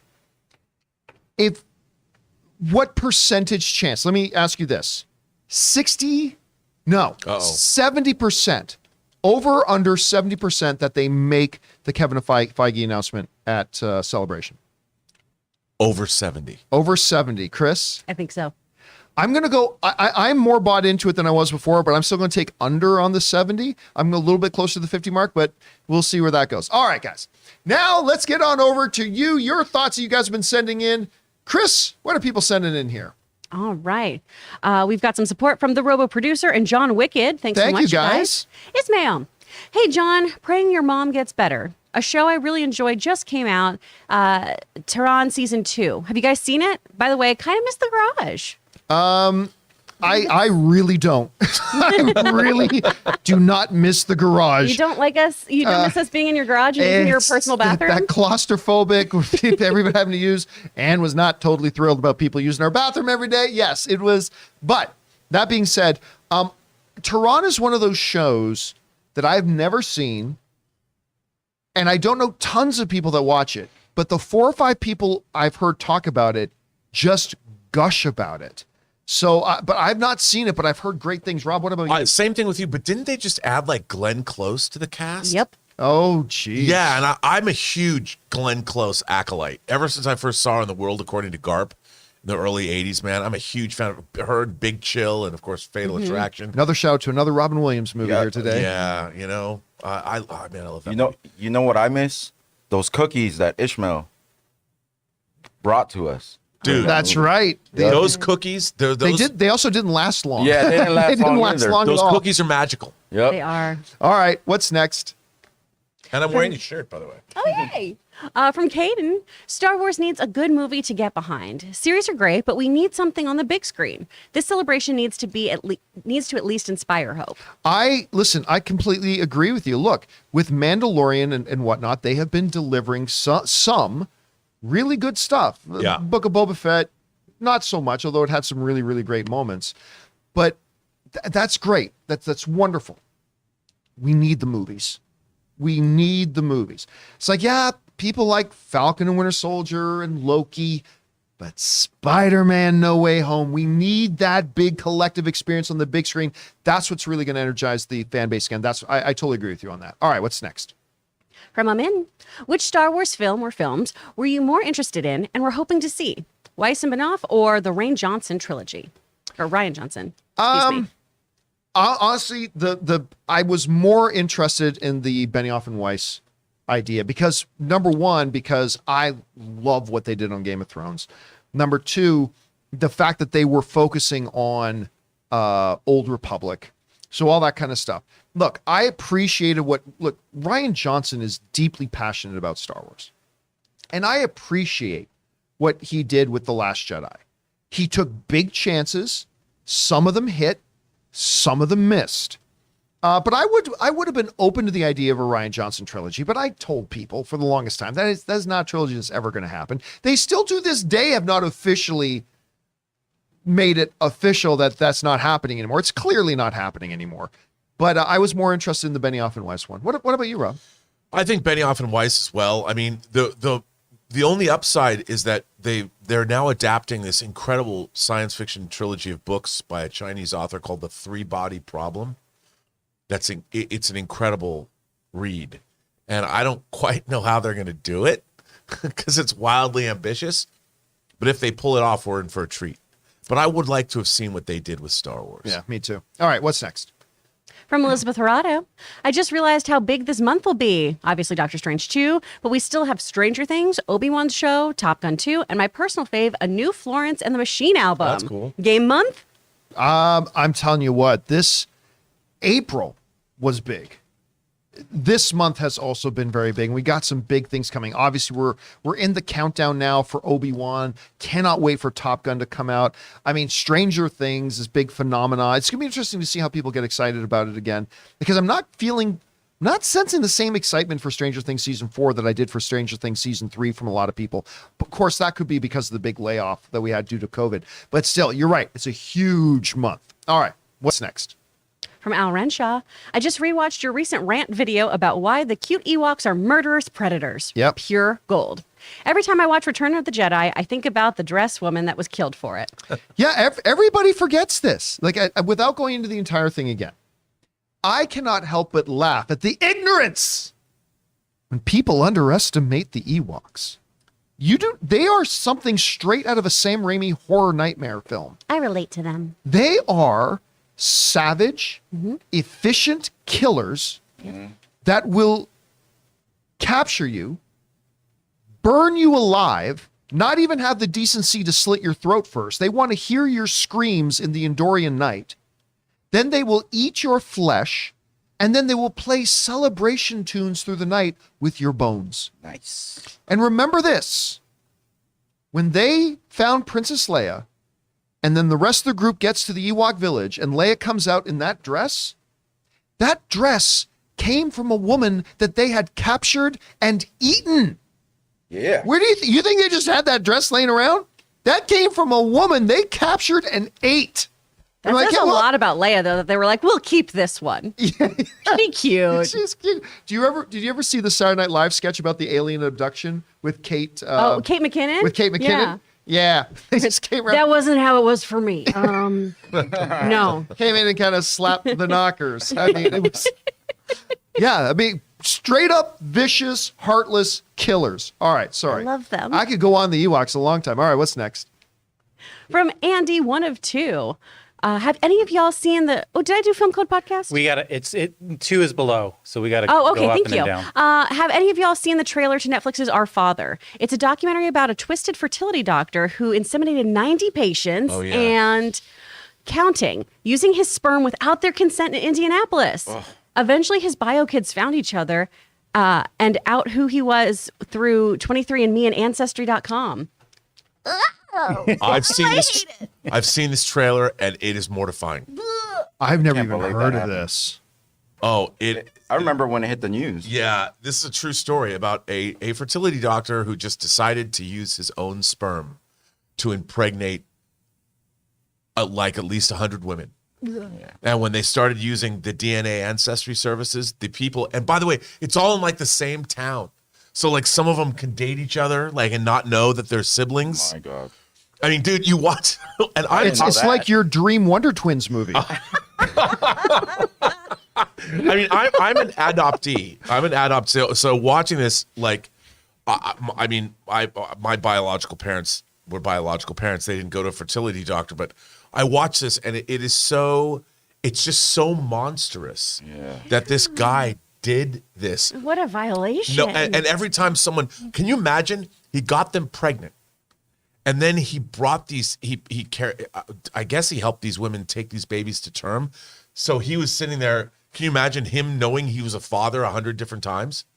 I mean, the psychopathy in that is insanity. Reminds me a bit of that Vince Vaughn, The Delivery Man movie. Only it was on purpose. Yeah. I mean, oh, geez. I mean, that's but by the horrible. way, the documentary, it shows all these people, like, they start meeting each other and finding this out and uncovering it. Ugh. All right, we need to keep moving on. By the way, one of our director level members, Brandon Townsend, just wrote in and said, "Hey, OG Campea and the squad, what's happening? I just want to say I'm loving the show, and with great risks comes great rewards. The new studio setup is amazing and will only get better." Well, thank you so much for that, Brandon. Thanks for being one of our members, dude. All right, what's next? From Film Code Podcast, John, past 4 times I've been to AMC, the trailers have gone only 15 to 18 minutes. Much better. Could still do without the Kidman ad, though. Here's the problem with that. The last 4 or 5 times, 3 or 4 of them have been 25 to 30 minutes, and one time was 15 minutes. So you can't even plan to come in late. Because I planned to come in late for around when the movie would start, and I missed the first 5 minutes of the movie. So, fuck AMC. All right. What's They make next? movies better. They make movies. They make Heartbreak movies feels better. good there. Heartbreak feels so good there. It's great. Chef Rigo, Chef Chef Rigo. so awesome cooking for you guys last night. Bring the whole gang soon, even for lunch. Hope you enjoyed your gifts. We did. Man, I did enjoy those gifts. They're Thank you. amazing. And the food was so good. The food was good. Ray is an aficionado of fried rice. Yeah. It was dope fried rice. I mean, Yeah. it was really good. And I got ice cream. Oh, you did? Ooh. Okay, so like, Ray, okay, time out. Oh no! Here's So we're sitting here. Here's another attractive, making Ray look so Ooh, attractive. ladies, moment. get ready. In Shogun, right at the Ray or a table. sexy and story 2 coming tables over, there's a big birthday party for a child, right? And they bring out this big bowl of ice cream with some whipped cream out for the child. And Ray's like, oh, I want that. And so Before what our he food does, came out, so but before our food even came out, I said I'll take that first. so the waitress comes along. Ray's like, yo, come here. Can I see you a second? Can I see you a second? I really want that bowl of ice cream. Oh, is it your birthday? No. Can I have the bowl of ice cream? He goes, we'll get you the bowl of ice cream. You just say yes, sure though. enough, that is a very loose description of what happened. Yeah. and sure enough, they brought him out at the end of our meal. They brought him this big bowl of ice cream. The manager's like, oh, is it your birthday? No. Oh, that breaks our rules. And all of a sudden, Ray was feeling guilty. And now He's that like, waitress is my wife. Oh, yay. Mazel. Anyone who brings me ice cream, come on. It was. I was marriage actually material. Listen, no shade, man. I was impressed. I was actually kind of jealous. If I wasn't stuffed, I should say, I probably would have got one myself. amazing. All right, Aw. what's next? From Chris Miner. Speaking of Olsen wanting to branch out, what are some of your favorite non-MCU films starring an Avenger? Rush with Hemsworth, Yeah. her with Johansson, Spotlight with Ruffalo, or some of mine. I mean, Spotlight is I so mean, chilling. those are all great. Benedict Cumberbatch, World War II code deciphering one. He got nominated for Imitation Game. The Imitation Yeah, Game was he's great. great in that. Chaplin with Robert Downey Jr. The Hurt Locker with Jeremy The Renner. Hurt Locker with Jeremy The Renner. Electrical Life with Louis Wayne with Benedict Cumberbatch. Yep, Her with Scarlett Johansson. I mean, we can go on and on. I mean, the MCU. I mean, anything with Anthony Hopkins. Everything that Robert Tough Downey Turf Jr.'s with done. Robert Downey Jr. Yeah. Sundance Kid. Why am I Butch forgetting Robert Cassidy and Redford's Sundance name? Kid, Robert yeah, Redford. Robert Redford. You know, Robert Right. Redford. Just about anything Robert Redford has done. Sneakers with Robert. Actually, Sneakers with Robert Redford and Sir Ben Ben Kingsley. Kingsley. Sir Yeah. Ben Kingsley. So that's two of them in Sneakers there. I'd Well, never see it we didn't again, even but mention How Room. about in the mood for Room, Brie Larson. Room with Brie Larson. Yeah, that's It's an in the mood for incredible love film. with Tony Leung? I mean, every one of his movies that he did with Wong Kar Wai. Kim's Hard Convenience. Boiled with John Woo. Kim's Convenience. That is my new comfort show. That's replaced It's The Office for the me. best. Gosh, so Kim's good. Convenience. If you guys have not watched Kim's Convenience, It's so pure. get on Netflix. What it is? It's Canadian, yes, but it's. I tell you, the two best shows are Canadian: Schitt's Creek and Kim's Convenience. They are the two best shows. You have to watch these guys. All right, what's next? From Scotty Hale. PSA Hacks Season 2 starts back up this weekend. Are we excited? I am. Yeah, I've never watched a single frame, and I all I see is winning awards everywhere. And It's you know, it's the same woman who plays Mare's mom in Mare of Easttown, right? Yep. Yeah, and she was also in Legion. Jean Smart. Jean Yeah. Smart, that's Yeah. her name. She was And also Watchmen. and I she watched just her in won a Designing bunch- Women when I was a kid. That was one of my mom's favorite shows. That's She's what she was amazing. from, Yeah. right? I She's gotta so see it. good. Have She you was guys in a watched movie with that? Shatner. Yeah. We watched it. Logan keeps auditioning for it, which I'm hoping they find a spot for him. But it's really, really great. It's about a stand-up comedian who was a pioneer as a female comedian and kind of her trying to get more fire back into her career with a young writer. All right. It's really good. What's next? From Jeremy144713. You missed my super chat and Dr. S spoiler talk. Watched all 3 videos twice to confirm and wasn't inappropriate question bringing up in case it happens to others. You might have missed it. We certainly didn't take any out. So maybe, you know, I've had sometimes people write in and say, hey, you missed my question. And I bring up the entire log. Like I did a search for what they said the question on, and it's not in the log. What has happened sometimes is people forget to hit submit or whatever. And listen, there have also been times when we've accidentally skipped over questions. You Yeah. can see it in the video when we accidentally skip one over. That happens. But I mean, I just don't know. I you know, try what to be say pretty there. good too of doing a control search when you all put in the chat that I've skipped over something. Yeah, because if it's to not in the double check. log, that Yeah. means it didn't come in. So Exactly. there's that. All right, what's next? But I'm human. I could have made a mistake. I'm in. Been loving your sponsor transitions. Be honest though, how long do you work on them? I think them up on the spot. They're straight off the dome. They was like straight off the top of my head. That's why some of them are really bad. But yeah, there's that. Thank you so much for that. I'm working on my segue game. All right, what's next? Fifi. Hey, John and crew. I'm from the future. I just got out of the theater watching the new Star Wars movie, Yoda, by Kevin Feige. Great film. The Yoda Yaddle love story was definitely the highlight. I don't know why everybody thinks Yoda and Yaddle have to be a couple. Because, well, he's a guy and she's a girl and they're the same species. Downright racist is what The it is. the one thing I Speciesist. would say, though, is that, I mean, from what Walden said, it won't be a Yoda movie. That would definitely be too connected to everything. But last night at Frankensons, we saw a 1-to-1 scale Master Yoda, like old man Return of the Jedi Master Yoda. And I was like, how much does that cost? And Anne beelined into the shop, found the shopkeeper, and she came out, yeah, you don't want that. I'm like, why? Just $15,000. 1,000. Yeah. It's And good I'm like, to want things, though. She said it was We have actually there at the premiere of Return of the Jedi. They had it there in the foyer of the theater for the premiere of Return of the Jedi. It's actually that I'm like, okay, that just kind of makes me want it more. Yeah. But I Yeah, can't. why don't we want it? I'm still confused about why we don't want it. Yeah. Yeah, We want it. Yes. Oh yeah, but I don't want to pay for it. That's the more accurate thing. All right, what's next? From Bobby Jackson. For the sake of irony, they should get the other Rock for the genie, Chris Rock.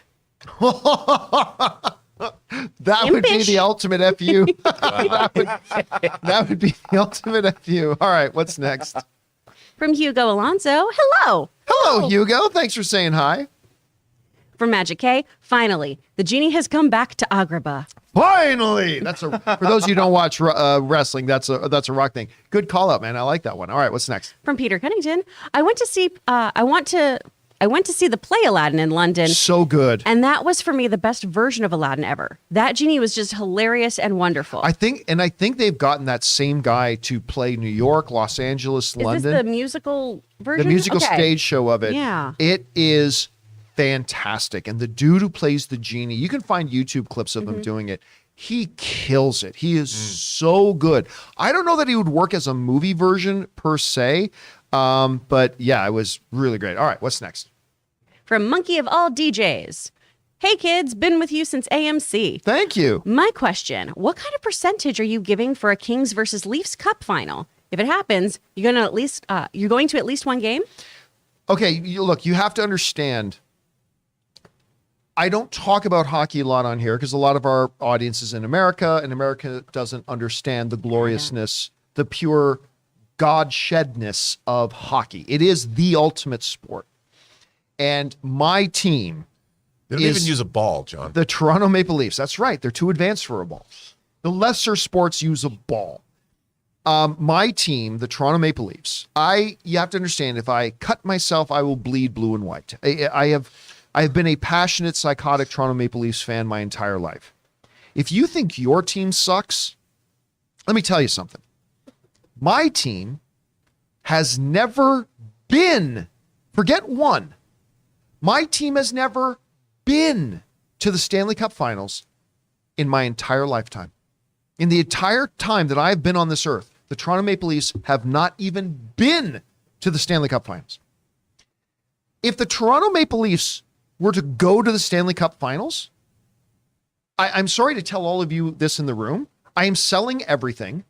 I'm going to pay whatever it is I have to pay. I will shut down my business and I will get 2 tickets to go to one of the games, because that's the end of my life journey, is right there. That is the thing. Like, so yes, if I don't give a shit about the Kings, don't get me wrong, I like the Can I have Kings that very Deadpool much. statue? If you want to pay for it, because I've say, got to pay for my It's tickets. so nice to feel like you have That job if security. the Leafs go to the Stanley Cup Final against anybody, I am doing whatever it is I have to do. I'm selling a toe. I don't care. What you need. You'll selling a get tickets toe? easy. I will definitely get tickets. All right. So yes, there's that. All right. What's next? From Andy, if Batman discovers that justice is more important than vengeance at the end of the Batman, would that make this movie Dawn of Justice? Ba-bum-bum. I see what you did there. By the way, it is a beautiful ending at the end of Batman, by the way, that realization. All right. What's next? From Thiago, where's Earth 616 Mordo? Same place Earth 616's Hawkeye was in Doctor Strange 2. Yeah. Off somewhere else, doing something else. He's Plotting. walking the earth. He's walking the earth, planning vengeance. All right, what's next? From Irene Jobson, what's your favorite multi-universe? Everything Everywhere All at Once. Oh, yeah. I mean, honestly. I mean, by a mile. Nothing else. Like I see some people going, Doctor Strange 2 wasn't even the best multiverse movie of the year. To which I said, Everything Everywhere All at Once is better than every film this year. It's like, you can draw whatever comparison you want. Yes, it's better than Doctor Strange 2, but whatever your favorite movie this year is, Everything Everywhere All at Once is better than that movie too. Of course, it's all subjective, but I'm just saying so it's kind of a bad comparison. By the way, guys, if you still haven't seen Everything Everywhere All at Once, go see it. It is the best movie of the year so far, in my opinion. All right, what's next? From Stefan, Disney plans sequels, prequels to Jungle Book, Lion King, Beauty and the Beast, and Aladdin, but none have happened so far, and I doubt any of them ever will. Oh, they will. Oh yeah, Disney and franchises. Yeah. Like, don't doubt Disney and franchises. They will happen. They will absolutely. Again, a little bit of a wrench in the works of Aladdin, obviously, because of the whole Will Smith thing. That one's a little bit more complicated, but the other ones, count on it. It may not be for a while, but it'll happen. All right, what's next? From Tim, underrated movie that had a big impact on you personally. For me, it's School Days by Spike Lee. That's a good one. I mean, that's a great question, but it's one I don't have always off the top of my head. Do either you guys have one? Almost Famous. I was really deeply affected by that movie. What about you? Happy Accidents. It's a time travel movie with Vincent D'Onofrio. Yeah. I've brought it up before. I'll say Clerks too. I've explained before why the themes of that movie were happening at a particular time in my life that was actually very, very meaningful to me. All right, what's next? Gus Gas Station Movie Reviews. Fart. Love your work. The Rock is in talks to play Beta Ray Bill in Thor 5. You heard it first from Gus's Gus. Gas Station Reviews. Fart. All right, what's next? From Danito, are you afraid Kevin Feige is being overworked? No, I think Kevin Feige is overstretching himself. That is my big fear about, like, take Star Wars out of it. That's one movie. Remember, Marvel and the MCU was a place where 2-3 things a year. Now we're talking about getting into realms where it's like double that and maybe even more. And listen, I know people don't like hearing me say it, but I'm not here to say things you already agree with. I'm here to tell you the truth. I believe Marvel's overall quality is suffering a bit. Don't get me wrong. No Way Home was fantastic. I like Doctor Strange too. I like Falcon the Winter Soldier, but it was not MCU quality. I liked Loki, but it was not MCU quality. I didn't like Hawkeye. That was not MCU quality. I thought Black Widow was okay, but it wasn't MCU quality. And I don't think it's a coincidence that this is all happening as Marvel is putting their foot on the gas of cranking out more and more and more and more. And when you have one guy who's the creative visionary behind everything, that is stretching him too thin. It's still cranking out some great stuff, but I believe it's hurting them overall. I think too, John, from the end of the first Iron Man, when Nick Fury says, I want to talk to you about the Avengers Initiative, we knew that they were leading somewhere. Yeah. No idea where this is going. We're phase 4. Where is the Marvel Universe? What direction are we headed in? And I'll tell you something. I actually don't care. Because to me, I care less about what's the overall story of the MCU. I just want good individual movies, good individual projects. And I find that they're suffering on that level. I agree with you. But there was also something about the MCU where they're building to something. Right. But there's nothing I've been enjoying the MCU, but I don't know what I'm supposed to take away from all these movies. Like, am I ever going to see, I know they're going to make a Shang-Chi 2, but how does Shang-Chi, where's it going to go? By the way, that's another great example of something that they have done recently that is fantastic. Shang-Chi, No Way Home, things like that. But yeah, I think he's stretched too thin right now. I really do. And they keep doing these huge things. What are the ramifications of the Celestials I coming know to Earth? every single thing is like, got to save the galaxy, got to save the universe. Like every day there's 5 other threats that are going to end all reality. They got to start shifting up gears again, like they used to do when they would go to an Ant-Man movie. They go from saving the world to save your family to whatever. Like they got to start changing gears again. All right, what's next? There's one that we skipped from Al Renshaw. Since Chris didn't like war movies, what does she think of Hacksaw Ridge? I didn't see it because I don't like war movies. Hacksaw Ridge is really good. I hear it's incredible. Really good. Yeah, I like it a lot. But yeah, if war movies not your thing, then yeah. Everyone tells me all the time, you need to see the It films. No, I don't. Yeah, I don't really like don't. those. I'm not going to like it. All right, what's next? From Jay Master, Jay sending in a Master. $20 super chat. Thank you, Jay.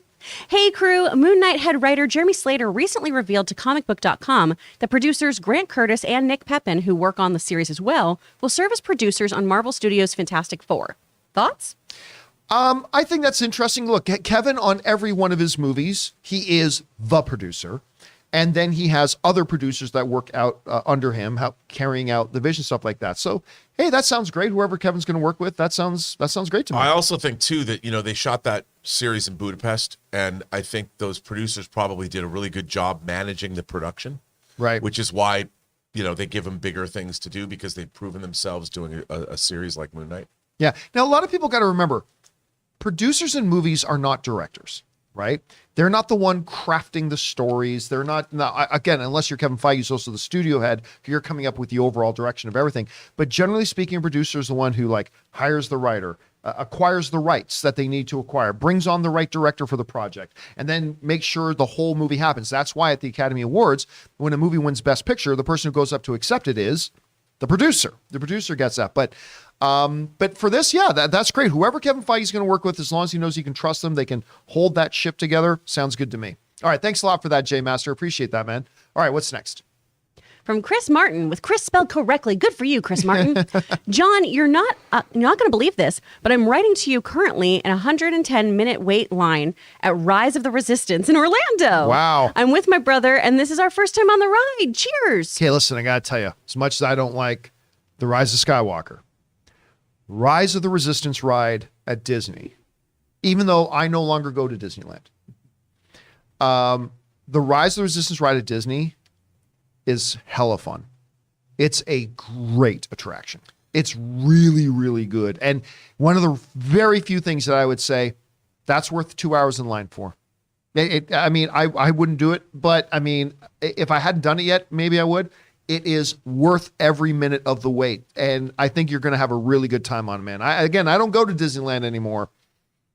But that's something that I really miss about going to Disneyland is Rise of the Resistance. I've never gotten on that ride because of those 110-minute waits where I'm like, well, that's not how I'm spending my day. I mean, and there's a reason why the wait line is so big. It Yeah. really is a fantastic I can attraction. go eat so much Dole Whip in that time. Yeah, you could. Man. You could ride the best ride at Disneyland, the Indiana Jones ride, like I 4 love the Indiana times. Jones ride. Oh It's my my favorite God. ride there. All right, what's next? From Ryder, did you see Feige and Disney Plus changing their show format after some criticism or do you think it doesn't bother them? Make episodes longer and still keep 6? Okay, look, I'm going to say 2 different things that sound contradictory, but it's actually very consistent. This 6-episode bullshit's got to stop. It does not work. Okay? It either feels like it's an overly drawn out movie or a insufferably shortened, rushed, incoherent kind of series. It just That's what it is most of the time. Yeah, 8, 9, or 10 episodes. You're going to make it TV, make it TV. That being said, as I say all that, that is us as fans talking. I'm a fan, just talking my thoughts out like this. Kevin Feige should pay no fucking attention to what I say. Kevin Feige is Kevin Feige for a reason, and I ain't for a reason. Kevin Feige, in the words of Yoda, his own counsel should he keep. And I think he will. Now, listen, Kevin Feige, like any good leader, will also recognize if there's larger trends and things that start happening. If he starts recognizing, hey, we're suffering a little bit in our quality from blah, blah, blah, and he reevaluates, maybe then listen to some suggestions coming from other people. But for the most part, Kevin Feige should listen to one person, Kevin Feige, and then take everything else into consideration, but ultimately make his own decision. So, yeah. All right, what's next? From Jonathan Stewart, when do you think it makes the most sense to bring Deadpool into the MCU? Last year, 2 years ago, 3 years ago, whenever they want this character. I'll tell you what, there have not been many purely euphoric experiences in the movie theater I have had as I did that first Deadpool movie. Like, we knew it was probably going to be good, right? We saw the trailers, the marketing campaign for that first Deadpool movie. Still the stuff of legends, top 3, 4, or 5 greatest marketing campaigns in history for any movie. It was so creative, so innovative, all that kind of stuff. So we suspected we're going to see some fun stuff. I was not prepared for how purely joyous that movie is. MCU needs a little bit of Deadpool in right now. How they're going to make that fit with Deadpool brings the filthy, Rob. So I'm not quite sure they're going to make it fit. So I just say bring this damn guy in as soon as you can. I don't know. How do you see it? Do you think they can bring Deadpool in before the X-Men? Yes. Mm-hmm. Yeah, I think they could. I think they will. Like, listen, we know they have been hard at work on the Deadpool movie for a while now. Like, we heard maybe about 6 months ago that there were regular weekly meetings happening at Disney, getting this thing together. I don't know if they're that far ahead with X-Men. So, yeah, I think we're going to see Deadpool before X-Men. And I think it's probably a good thing. I probably think it'll help bring X-Men in. Yeah, that's probably true. All right, what's next? From Angela sending in a $200 super chat. Oh my goodness! And Angela is one of our channel members as well. Angela, thank you so much. She was we actually did a town hall meeting yesterday for our channel members, a live stream, and Angela was there. And Angela, thank you so much for supporting us on that level as you That's always have. So amazing. thank you so much. That is really incredible. Thank She you, has Angela. a great name. Oh, and by the way, Angela Dash. keep your eye in the live chat. Angela was just telling me she was just at something. She was telling me yesterday in the town hall that she was just at something that I was like, oh my gosh, I'm kind of jealous. I can't remember what it was. Angela, where were you? Where were you, I think Angela? she Anyway, was let me about- get to Angela's question. Yeah. All right. I was at the movies with my grandson, 6 years old, at Sonic 2 for the second time. He Yes. loves going to movies, and I love to share my love of movies with him. Nice. My first experience was Star Trek the Motion Picture with my grandfather. What movie experience do you remember most as a child? Well, first of all, Angela was telling me that she went to the Arizona UFC 275 the other night. And I'm like, oh, you were at that fight? So yes, You're that's a right. That's what I was dope-ass super. grandma. Yeah, that's pretty Wait, awesome. can I just point out to Angela that next week, Fathom Events is showing the director's cut of Star Trek the Motion Picture in the theater. Right? And she could take her grandson. I know he's 6. What a But beautiful to see full Star circle Trek the moment. Motion Picture with her own grandson Yeah. in the movie theater, the giant restoration, the brand new 4K restoration. Or if you want him to have a better Star Trek experience, show him Star Trek Strange New Worlds. Anyway, that being said, ooh, them's fighting words. Hey, man, Fired. I'm just saying, that's on TV. That's Star true. Trek the Motion Picture, the brand new restoration in the theater. They could carry on a family tradition. There you go. One grandfather passes down to a granddaughter that then passes down to her grandson. This is epic. This is saga stuff. I'd Like do it. syphilis. Bring Anyway, a bag of Werther's Originals, so I feel like I have a grandpa with me. there you I didn't go. mean to interrupt. I'm sorry. You got me Werther's. Look, everybody knows mine. My early, not just earliest movie going, my earliest childhood memory is my mom showing me Star Wars. That's my earliest childhood memory. I don't have another memory for years after that, but that is my childhood thing. The other one is the first time my friend and I were allowed to go to the movies without a parent. And we went into the movies and we went to go see Kenny Rogers' Six Pack. So that was completely unmemorable movie. What about you? Got a childhood memory? I do with my grandfather. Since we're talking grandfathers, in 1979, nobody would take me to see Alien because it was rated R. Yes. And my sister and I, this is terrible. My sister and I, my grandfather's a very stoic man. I'd never seen a movie with my grandfather, ever. And my grandmother had passed away. And he was dating his childhood sweetheart, who later became my grandmother. But she was gone. And so we convinced my grandfather to come see Alien with us. We went to the UA 150 theater on 6th and Blanchard. And John, I was terrified. I was absolutely terrified. And my grandfather was very stoic. He never said a bad word. I never heard him swear. He was like the kindest man.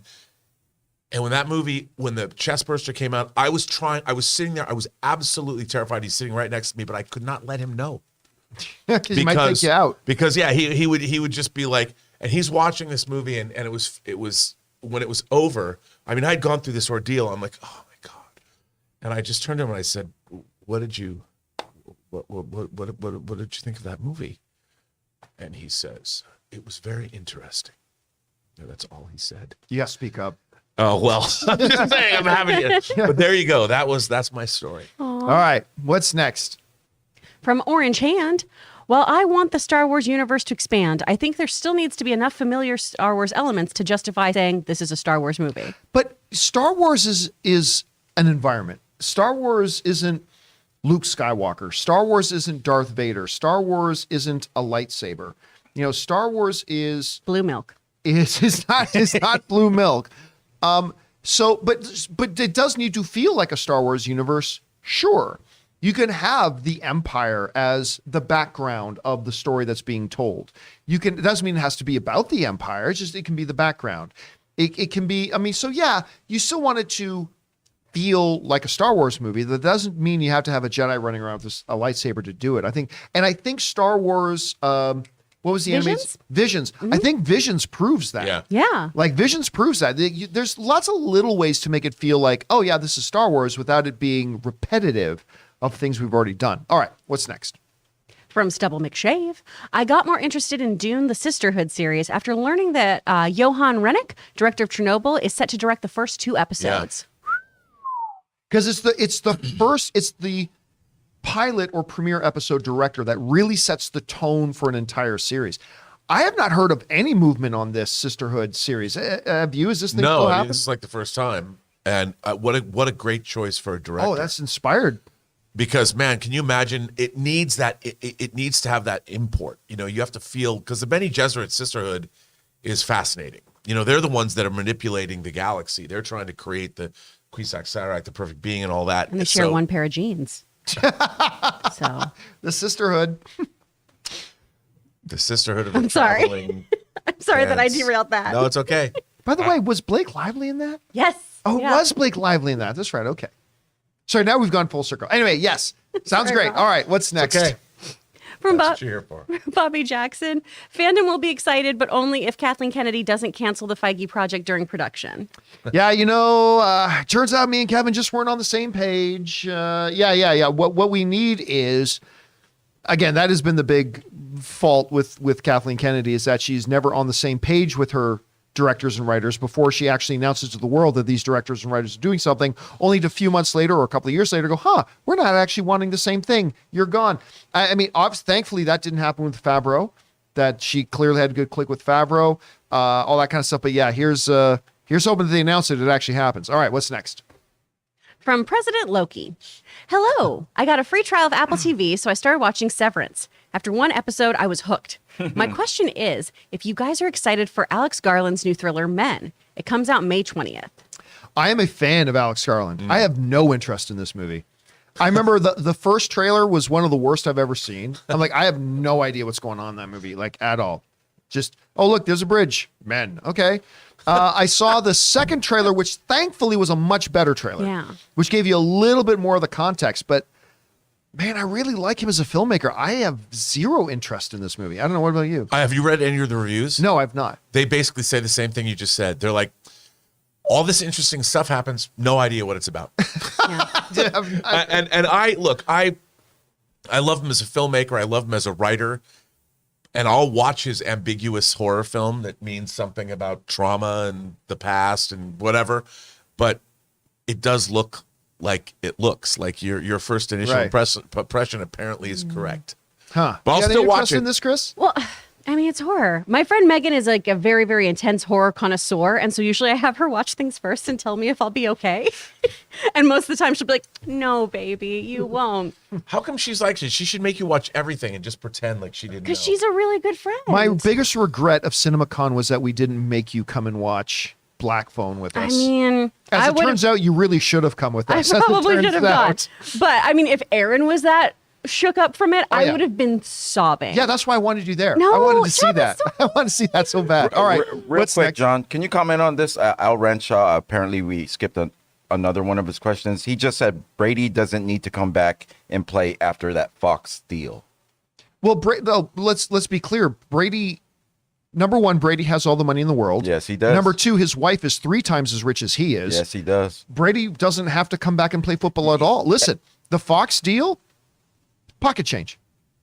It's pocket change to Tom Brady. That's a lot of life-size Yodas in his That's a house. lot of life-size Yodas. $250 million or something. And I certainly did not see Al Renshaw's thing in there. So Hey, anyway, he's got kids though, man. Kids got to eat. yeah, gotta set up those college They've got funds. all the money in the world. They have all the money. All right, what's next? From Love Daggerborn. Favorite British TV show? Mine is Midsommar Murders. Best intro song. I don't watch British TV. I mean, there was the one with the Game of Thrones guy, who's the secret agent, Oh, The Bodyguard. the bodyguard. Oh, yeah. That was really good. I mean, honestly, look, when I think of British TV, I think of Faulty Towers. Yeah, I mean, I mean, that's- I I think go of back to that. UFO and Space 1999, Jerry Anderson stuff, Thunderbirds. You know, The Prisoner is probably my favorite British TV show of all Is time. Killing Eve considered a British show?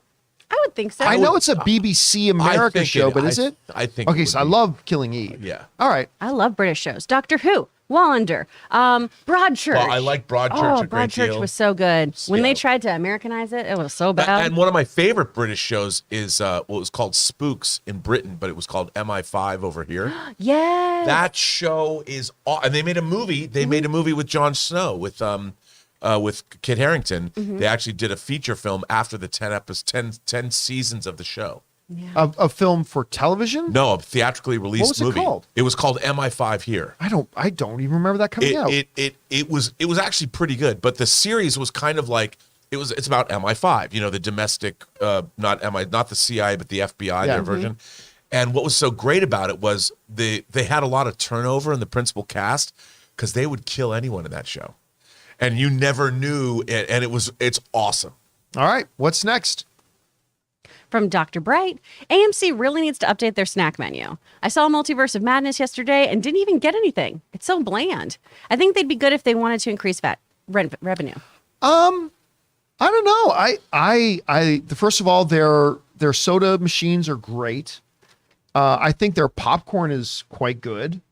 Their gourmet popcorn is actually really quite good. I do like their gourmet popcorn. Their soda machines are magical. They have fantastic soda machines, and I don't know how they work. I mean, Anne likes their chicken strips and stuff like. I mean, I don't know. I don't need a movie theater concession stand to be a full menu, restaurant. I mean, so they'd have all the. I don't know. I will say this though. In Canada, everything's better in Canada. But in Canada, with as frustrated as I am with Cineplex, the theater chain in Canada, like you go into a Cineplex Silver City, and it's like they'll have a Burger King here. They'll have like 2 or 3 kind of named places in there. And then you can get at the concession stand poutine. And it is legit good poutine. And yeah, I mean, if any movie theater wants to make $1 million, just start selling poutine, man. Good Canadian poutine. Dude, I was in I would Montreal get 10 that. years ago, and I'd never had poutine, and that's about all I ate when I was there. Yeah, It was, it's totally bad for you. So bad for it was- you. and but all the it's so different good. kinds. Yeah. Oh, All right, what's next? From Fredo, hey guys, y'all are awesome. Thank you, man. Fredo. Appreciate that very much, Fredo. All right, what's next? From Matt Sanders, sending in a $20. Thank super you, chat. Matt. That's very generous of you, man. Hey, John and crew. WB just recently dropped a clip of Elvis, and I gotta say, if that really is all Butler singing, he sounded pretty great. I know Elvis's voice too. He was pretty spot on. Thanks, crew. Yeah, one of the neat things too is that when you hear it, you know that's not Elvis. Wow, is it good? yeah. And when they brought this kid, Austin Butler, out on stage at CinemaCon, it's like, are you a method actor, or are you just really a lot like Elvis? Because like he's just kind of. I'm telling you what. I think this could be the movie of the year. Yeah, and he sang all the young Elvis stuff. Yes. Yes. Which, but yeah, dude, you could see how charismatic he was. Yeah. Yeah. He was just. Like, and it's more than making his voice sound the same. When you see him on screen as Elvis, you think that's Elvis. Yeah. It's everything from the movements, the gestures, the inflections, like all that kind of stuff is just somehow, some way he channeled Elvis in a way that since Jamie Foxx did Ray Charles, I haven't seen it that well done. All right.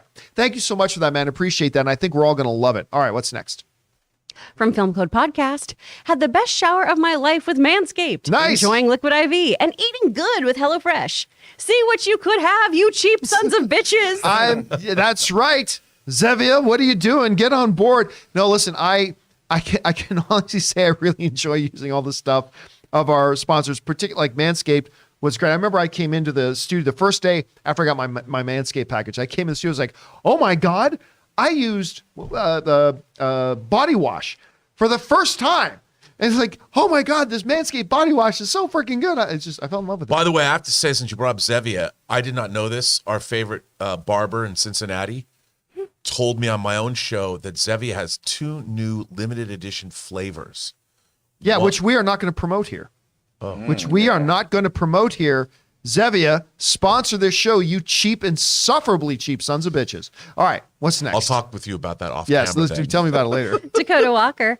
Waldron looks like Peter Dinklage and Cavill's love child. A little bit, yes. And listen, see that. it is Super a chat. supreme compliment.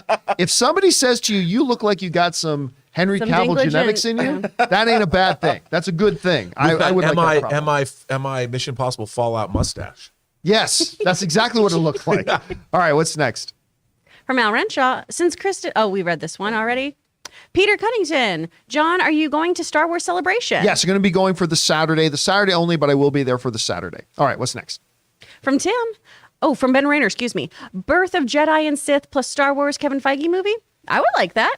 Also, what did you think of Wally's Wonderland? Like that Cage movie? That one. Yeah, we talked about that one before.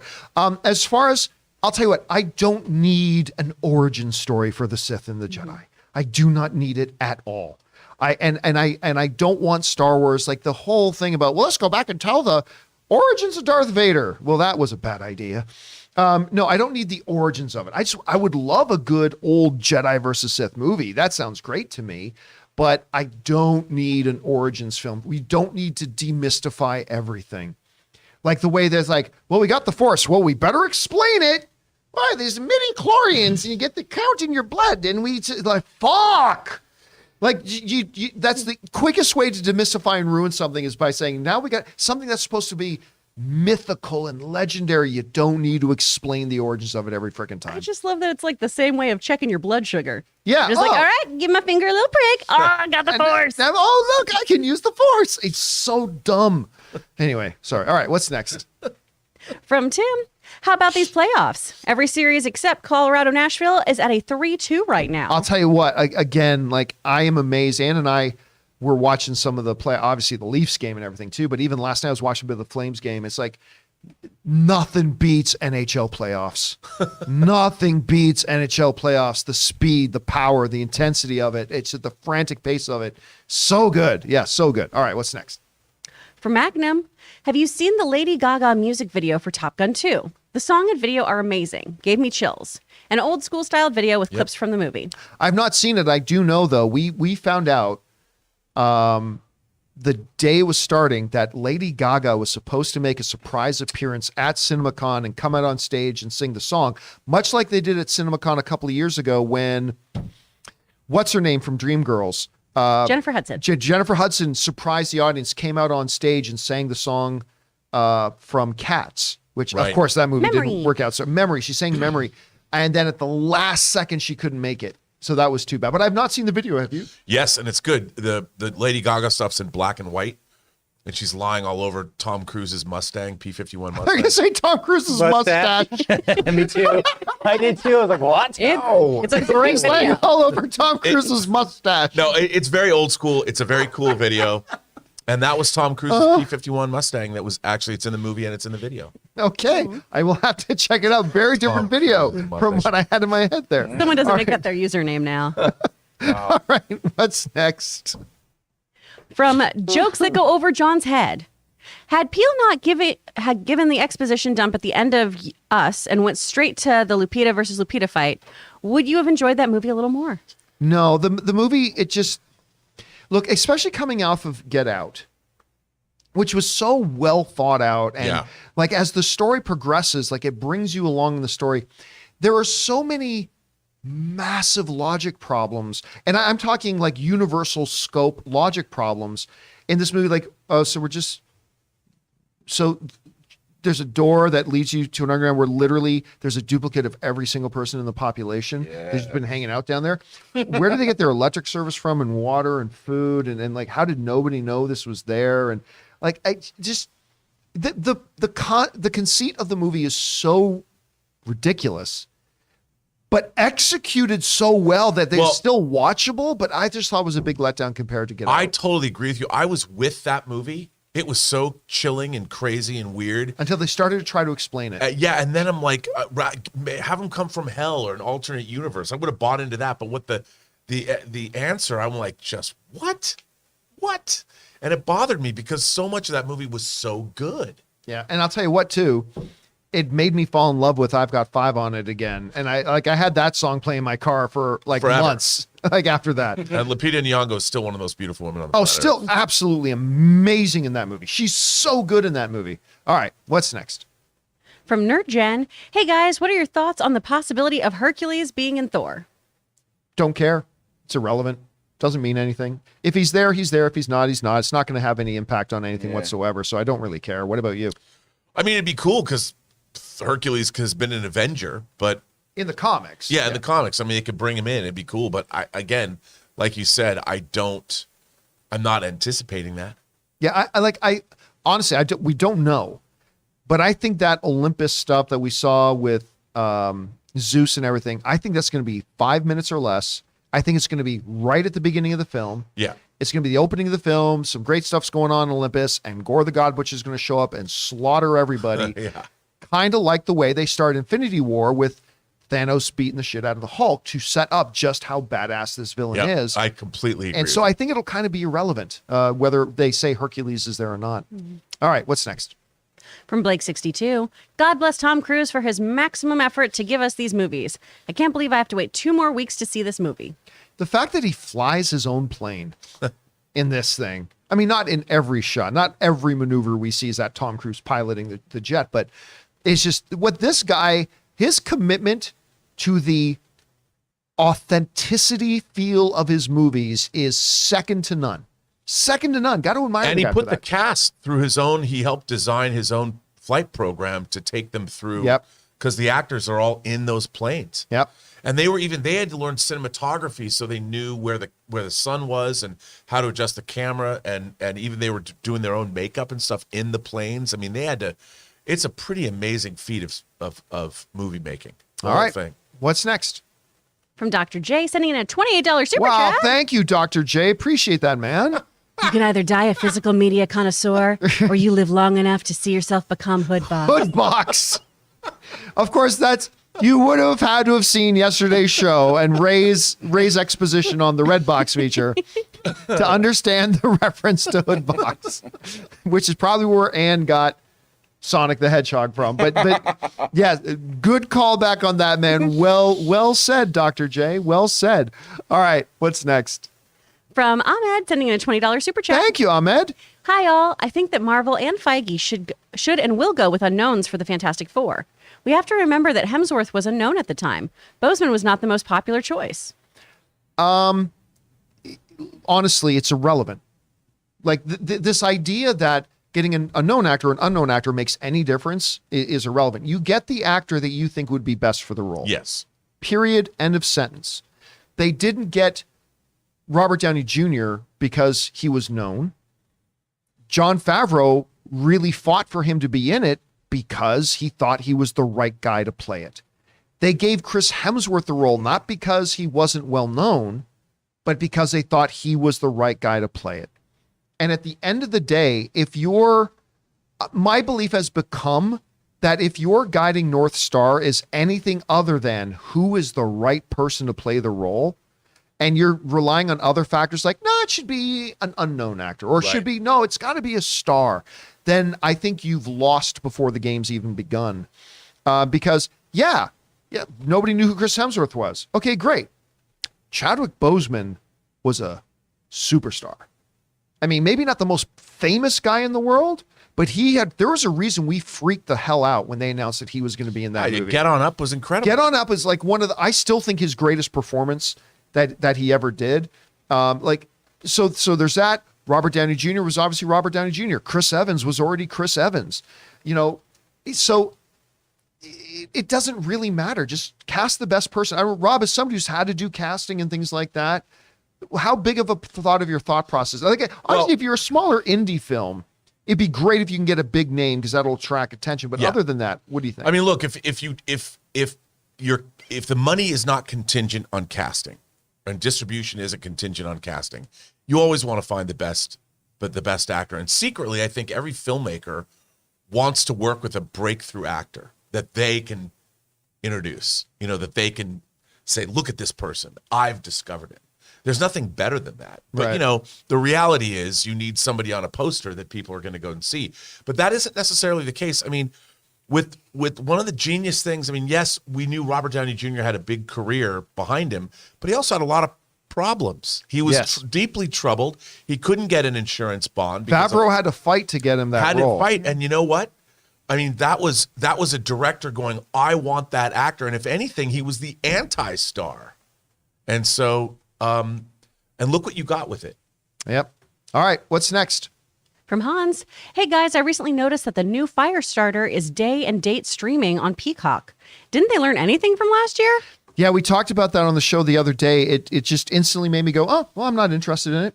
They clearly don't believe in this movie and whatever. So, okay, see you later. Yeah. I don't understand what they were thinking. Either just promote it as a Peacock exclusive and put it on Peacock, or give it a theatrical run so it can have a big entry onto Peacock in 2.5 months. Totally agree. I don't understand what they're thinking at this level. I really don't. All right, what's next? From Armchair Fandom, after they retcon Obi-Wan, less fans will care about a movie announcement. I don't understand what that means. Are they retconning Obi-Wan? Oh, I mean, look, there is a little bit of retconning going on because the implied message of Star Wars was, I finally got Harloff to admit to, the implied message of Star Wars was that they didn't meet again until the events of Star Wars, right? But there was room for semantics in there, and they changed around. I've just come to accept that. If that's the retcon you're talking about, it's not that big of a deal. I mean, even I have come around to just accept it. No one's, but I don't understand whether like the retcon, people aren't going to care about the movies anymore. People are always going to care about Star Wars movies. Yeah. They're always going to care. It's like saying, well, after WandaVision, people aren't going to care about Marvel movies anymore. And then Spider-Man comes out and Shang-Chi. And so I don't know. I'm not really clear what it is your point is, unfortunately. All right. What's next? From Marla Jehovah.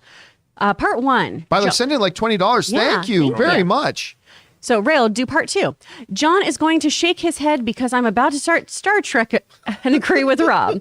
It still baffles me how this is supposed to be set a decade before the original show, yet their technology, mannerisms, and ship is so advanced. Part 2? There is no... No, I have it. The show breaks canon and common sense. For your information, Rob goes in detail on Robservation. Keep up the great work, guys. Yeah, except for the fact is this. When the original Star Trek came out, it came out in the context of the 1960s in the United States, and it fit into the world of which it was being broadcast. New Star Trek needs to do the same, and they are doing the same. And they adapt, and they make the show more palatable, better for the modern audience who are watching stuff like that. And so, like, Rob, I remember once you made a criticism that they're using modern day colloquialisms in the show, right? But when you go back to watch the original Star Trek, they did that as well for the era of the 1960s in the United States. They did it too. Well, but they kept the language more neutral. It wasn't like they wouldn't say... But it wasn't unlike most stuff on television at the time. But you wouldn't see Uhura on the bridge go, cool. Why not? Well, no, but they wouldn't do that. Okay, they would, but who cares if they did? See, this is my big thing with you every time we talk about Star Trek. You cannot have a conversation about Star Trek without saying it needs to be like the way they used to do it. I've never heard you talk about an episode of Star Trek where you just keep your conversation to this episode of Star Trek and what you did and did not like about it without referencing, well, what Star Trek did before. Well, no, okay. I would say this. In a quasi-military environment, there is a certain chain of command structure in any kind of military, like if you're watching Hunt for Red October or you're watching Crimson Tide, the crew talks to each other in a certain way. And, there is military discipline on display. In the way that they've done modern Star Trek, you don't get a lot of that. They don't convey to you, it's a very casual environment on the bridge of the Enterprise now. And I feel that gets in the way of the believability of the whole show. Like, look, when you were watching Battlestar Galactica... But also in military environments, captains of ships cannot be fucking members of the crew. Well, and in the original Star Trek they did. In Star Trek The Next Generation, you had Riker carrying on romances. Yo, you could carry... No, but you could carry... Can't do that in military. There were not inter-office romances in Star Trek. Like, Riker and Troy had a romance that they did not continue when they were serving together. And they even dealt with that in certain episodes. But you often saw Riker having dates with other women in the crew and all this kind of stuff, right? They could. Commanding officers can't do that in the military. And Picard did not. But look, those ships, the Enterprise D was also a 5-year, 15-year, or however long generational. Okay, I need to stop this because we're not going to have a 20-minute discussion. I can't wait Star till Trek Strange World actually starts using lightsabers. Wow, look at that. I mean, you know what? They kind of did. They kind of, it wasn't Strange New Worlds that did that, but Star Trek already kind of did that a little bit, which is fine. It's whatever. All right, what's next? From Edgar Allan Poe sending in some support, and then CMG2491 sending in support as well. So thank you so much, guys. And even though we've gone over time, that'll do it for today's installment of the John Campea Show. Thank you guys so much for being here and making this show part of your day. Special thank you to all you guys who sent in all those super chat messages. Number one, because you gave us great fun things to talk about. But number two, you supported this channel as you did it. And all of us involved with the show, thank you guys so much for your support. Don't forget, guys, the John Campea Show returns again tomorrow. Make sure you subscribe to the channel, click the thumbs up button, leave a comment down below, and we will see you guys a little bit later. We also have a mailbag coming a little bit later today. Keep your guys' eyes open for that. I want to thank the people in the room with me. We got Robert Meyer Burnett. We got Chris Carr. We got Ray Ora. Fact Checker Jonathan's back there, been running the show. And, of course, there's me. Thanks a lot for being here, guys. My name's John Campea, and until next time, my friends, bye-bye.